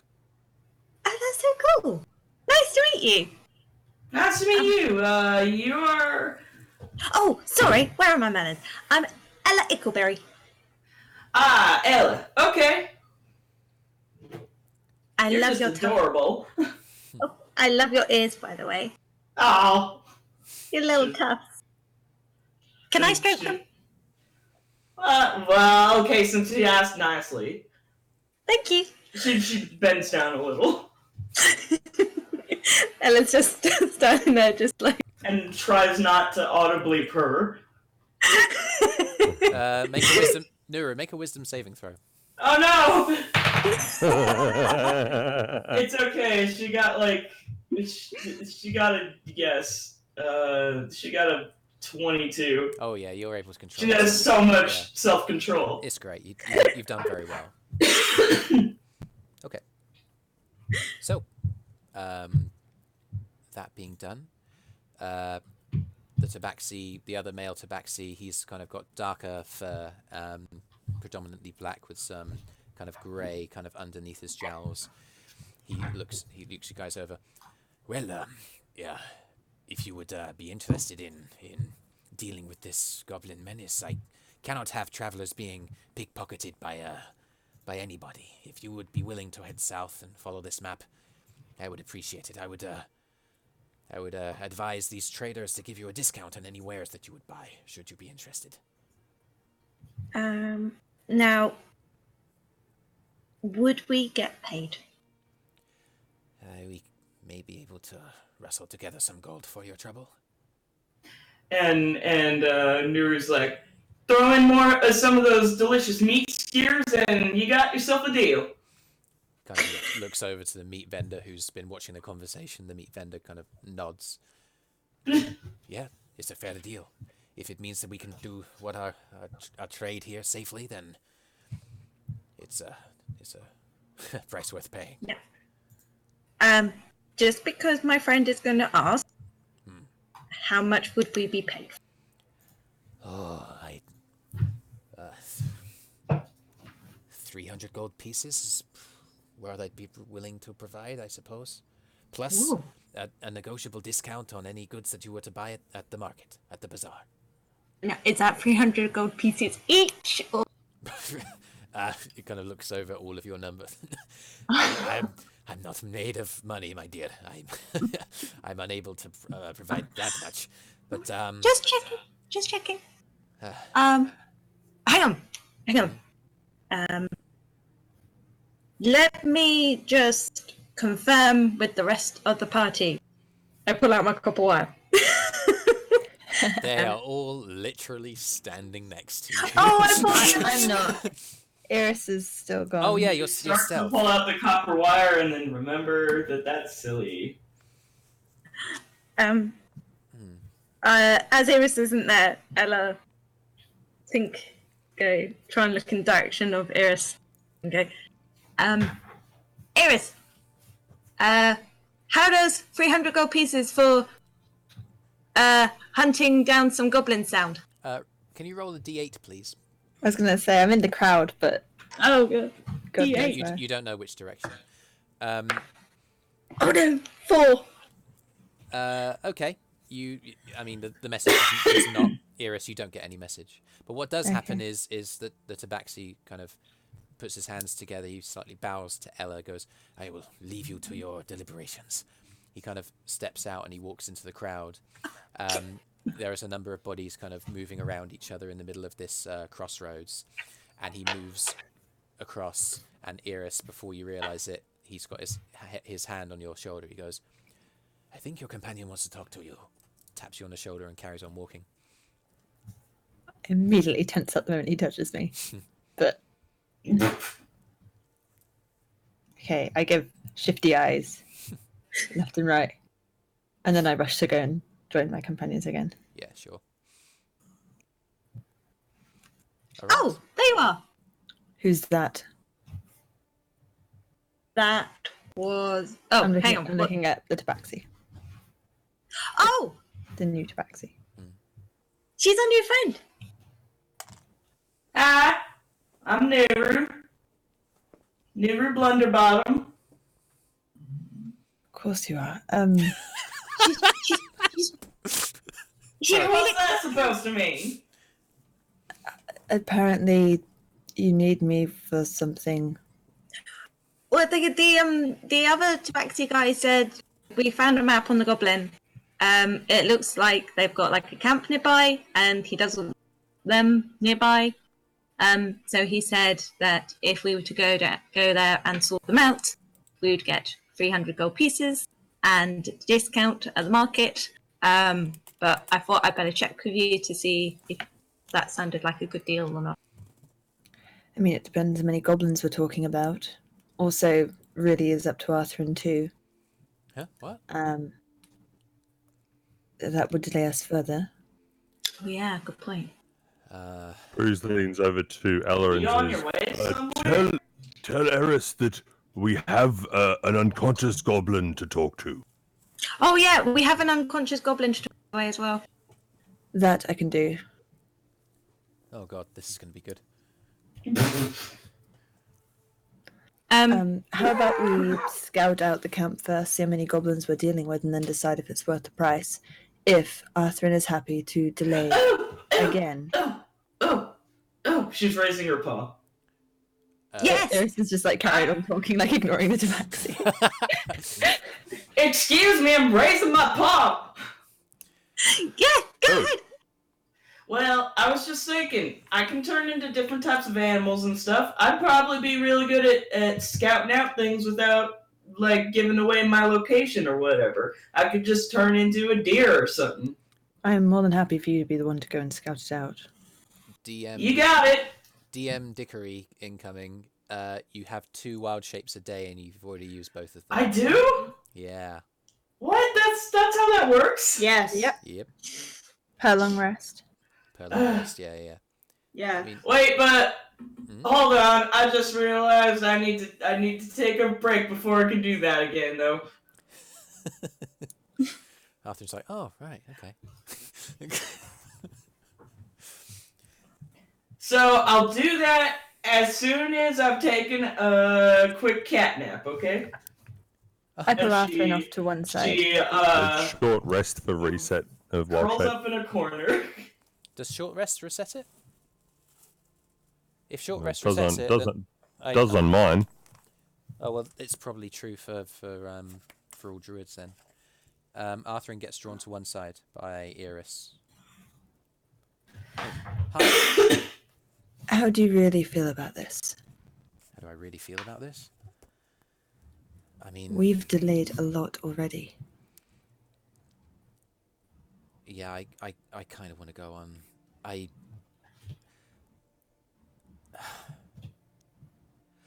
I suppose I've just been distracting myself from what I'm pretty sure is true. It would be less true if we hurry. Yeah, I guess you're right. Hey, good shot, by the way. I've had a lot of practice. Yeah. But thanks. I go back to the group.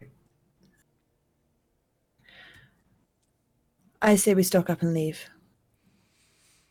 Yeah, I agree with Eirys. We've tarried an awful lot in the last few days. And I'm supposed to be rescuing my cousin. She gets up out of her nap real quick, and she's like, "You in a hurry or something?" It's a long story, Nuru. My cousin's... We're on a rescue mission. Yeah, or we're supposed to be. Oh, well, that makes sense. Well, sorry. Don't want to keep you from that. Well, Why don't you join us? And she's like, "Yeah, sure. I mean, I don't have anything better to do or anywhere in particular I'm going. May as well help some people." Yes, come for a wander, Nuru. We've not been on a walk for a while. So, where are we going? I don't know. We're taking the path to Trine. I think the north? Is it north? I'm not sure. Upstream. Yeah, I think the river comes from Trine, which comes from the mountains, so... It does. Does it? Mm. Oh, okay. So I guess north is our path. Okay, never been there. Oh, good. Yeah, neither have I, actually. Fun story. Is it like a city? Me neither. Trine is a city. Trine's the capital of the Empire. Okay, I'll mentally prepare myself. Oh, well, what do you mean? It's just I'm a bit of a country cat myself. Last time I was in a big city, it was really overwhelming, you know. But I'm sure I'll be fine. I mean, don't forget you also want to be staying inconspicuous. I don't think that's much of a choice with me. Oh, man. Hmm. Okay. Well, Unless I stayed in a wild shape, I could be your cat. well, that's Like a house cat, I mean. That might work. I mean, That there could are work. plenty of cats in the city. Wait. How long? I don't even have to be your cat. I could just be a cat that happens to follow you. Sure. I can only stay shifted for about 6 hours or so. 3 hours. So 3. Yep. Oh, What? it's half I your thought level. it was like my level, Half It's your Each shape is half your level. level rounded down. but I'm a moon druid. I don't know what. Yeah, you get the higher level things, but you don't get any darn. extension. Yeah. So It's the same it only lasts for about 3 hours, and then I need to take a break. Okay. Well, You can do it for 3 hours now, Nuru. Really? Yep. I can barely hold it for 1. Well, you just gotta practice a lot. Hang on. Well, you know what? Brüz, Arthrin asks. Yes, Arthur. Can you turn into a moose? I've never tried to be a moose before. It takes a while to turn into a moose. It's kind of took me a because- while. Hold on. And he you see him furrow his brow for a moment, and then he sort of picks up his hand and sort of mutters a few things into his hand, and then he goes, moose, yes, moose, and then he turns into a camel.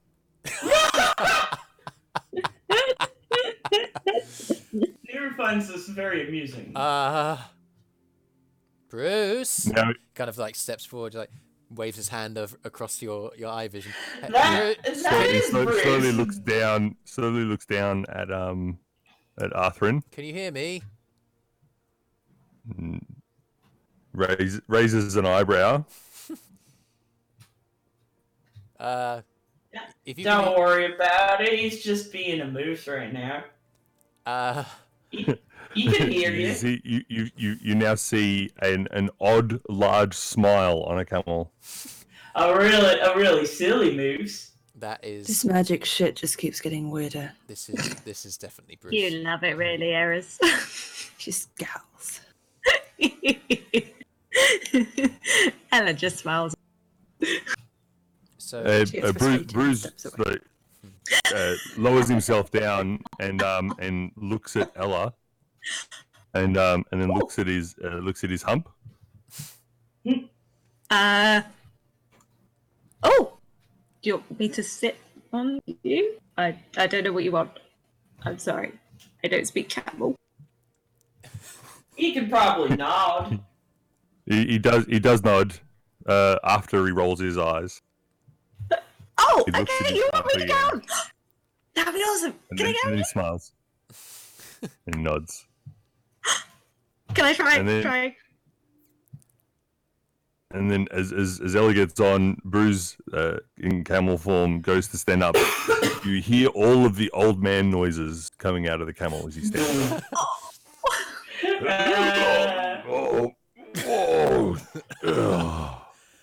Oh my god. Oh, that's better. Which is funny because like camels basically just sound like old men anyway. Yeah. Guys, this is so cool. Brüz looks up at Ella, winks, and then goes off at a full pace dash. Just goes for a run through the city. Oh, okay. Like on from the one northern- end on of the the camp path. to the other. Yeah. So like a bunch of people just throw themselves out of the way, and a path emerges for you, and the kind of Blackford to Baxi kind of goes like, okay, take care. He just kind of waves by you, slightly bemused and confused. He gets the edge of the camp, and he turns around and he bolts straight back the other way to where the others are standing. Yeah, the Tabaxi throws himself to the side as you come back. He's now completely confused and prone. Cool. Arthrin is just standing there. His jaw is hitting the floor. He's just like, oh my god. Ella's just like, wee, this is fun! Wow. As awkward as it looks, Brüz tries to get up on his hind legs and like do spins, but Ellie gets his front legs off the ground. Make a dexterity check with disadvantage for camel. Oh no! Roll for camel. Hold on, I've got to find my I've got to find camel stats now. I am googling it as we speak. Dex is -1. Hey, it's the same as Brüz. Ah. And that'll what -1. -1. That'll make it 9. Okay, I'm gonna say that you managed to just about stay on your feet, but not without Ella slipping off your back. Whoa! Brüz drops the wild shape, but as he comes out of the wild shape, he's kind of still spinning a bit, and he has to steady himself and puts his staff down. Yes. Oh, I haven't done that in so long. I forgot about that. Oh, Ella, terribly sorry. And he helps stand her up. That was Are you okay? Oh, I'm fine. I land on my bum all the time. Oh, thank goodness. I got a lot of padding there. It's fine. That was so much fun. Yes, I can't remember the last time I tried to be an animal. Wow. So cool. Arthrin Anyway. looks at Eirys, raises his eyebrows, puffs his cheeks out in a kind of sigh, and just kind of starts walking towards the northern path, shifting his way between the traders and the travelers. And Eirys makes pace to step up beside him and just walk next to him as he goes.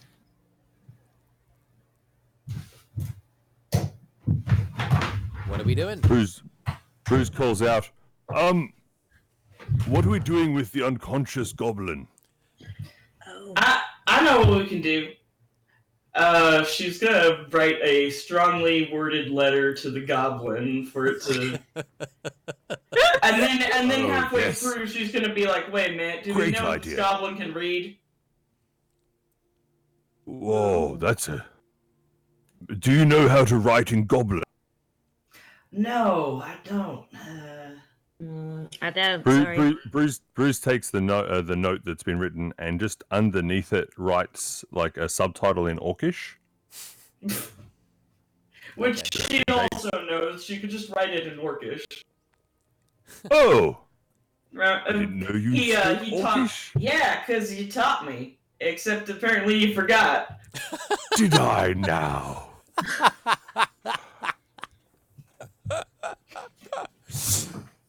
And Brüz says, well, go on then. Show me how good a teacher I am. Okay, so she writes. She makes a different letter in Orcish that's basically a strongly worded letter to the goblin that just sort of says, in as simplistic words as she can manage, hey, you almost got killed today because you stole stuff from this place. Don't try it again, and your buddies better not try anything either, or they're gonna, or worse is gonna happen to them. If you care about your lives at all, you should just probably leave. That's some beautiful imagery. I'm gonna ask you to... And signed, and then she makes up like a really... She tries to think of a tough sounding name. Gordo the Slayer. Gordo the Slayer. I'm going to ask you to make a performance check. As you're doing this, the Tabaxi is kind of black-haired Tabaxi. He comes forward. He kind of says, "Well, if you are choosing to leave, then I'm happy to take charge of this one." Oh, we've got this one perfectly under control. Yeah, I wrote him a really strongly worded letter from holds up Gordo the Slayer. Yeah. She says with like air quotes. What was your performance check? 14. So, it might work, it might not. It's a goblin. It's true. There's no guarantee the goblin can even read. But yeah. That's true.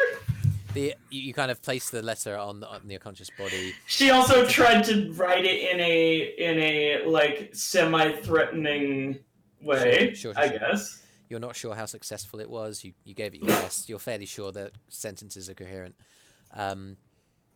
He kind of folds his arms, looks up, is like, "Well, I'll see that he gets the message." She gives a thumbs up and is like, "Good luck with that. Sorry we couldn't help you out more." No, that's okay. We'll manage.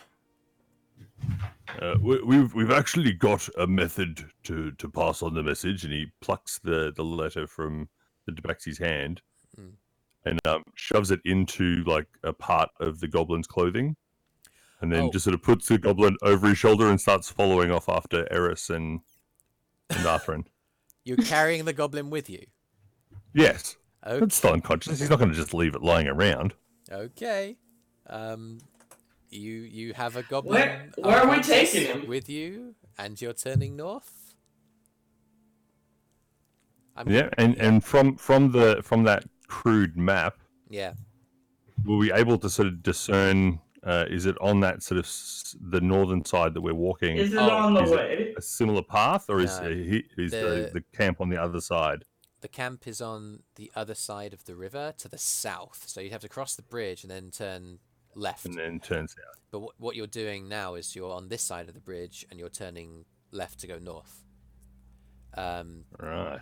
So it would be out of your way to seek out the goblin camp. I think Brüz is just going to carry the goblin like out of the camp area, like well clear of it. Sure. And then just sort of place the goblin down somewhere safe. Sure. There's maybe a small copse of hedgerows not far away that you kind of tuck him in so that he's relatively out of sight. The tabaxi in charge of the market kind of almost tails you a little bit to the edge of the caravan. He puts his hands on his hips and he shakes his head in disbelief as to the anarchic mess that this party is. And as you guys continue along on the North Road, what experiences, what other adventures, and what new companions await as Nuru joins you? We'll find out next time and end our session there. Oh, not already. Oh, no? I just got done with her icon, actually. Oh, really? Let's have a look. Yeah. Hold on. Hold on. Sorry, it sounded a bit like I was coughing up a hairball, but... In true character. Yeah. That's an entirely cat thing to do. There we go. Oh, heckity heck. Oh, wow. Took a little extra time with the shading. Gave her a different scarf. Yeah. That's so good. Super cute. Aww. Hang on. I'm gonna try and pop it on. Gave her the DreamWorks expression. Yeah, that's awesome. You know the one. Yeah. I'm just gonna try for the last couple of minutes here to pop it on the stream so that everyone on the stream can see. For the stream at the moment, the icon is just the sketch that you made a couple of weeks ago, I think. Yeah. Whereas this one is the official one. This is great. This is really, really cool.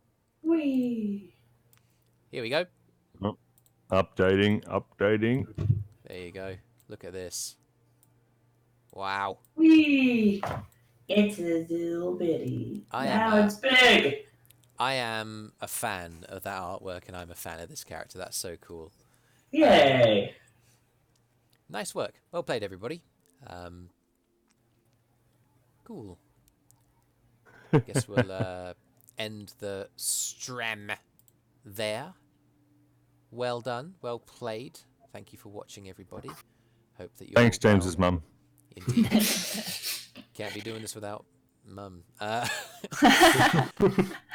fuck. Okay. Thank you. Well done. And until the next time, we will meet again as the Dysfunctionals continue. Join us next time for more Dandy.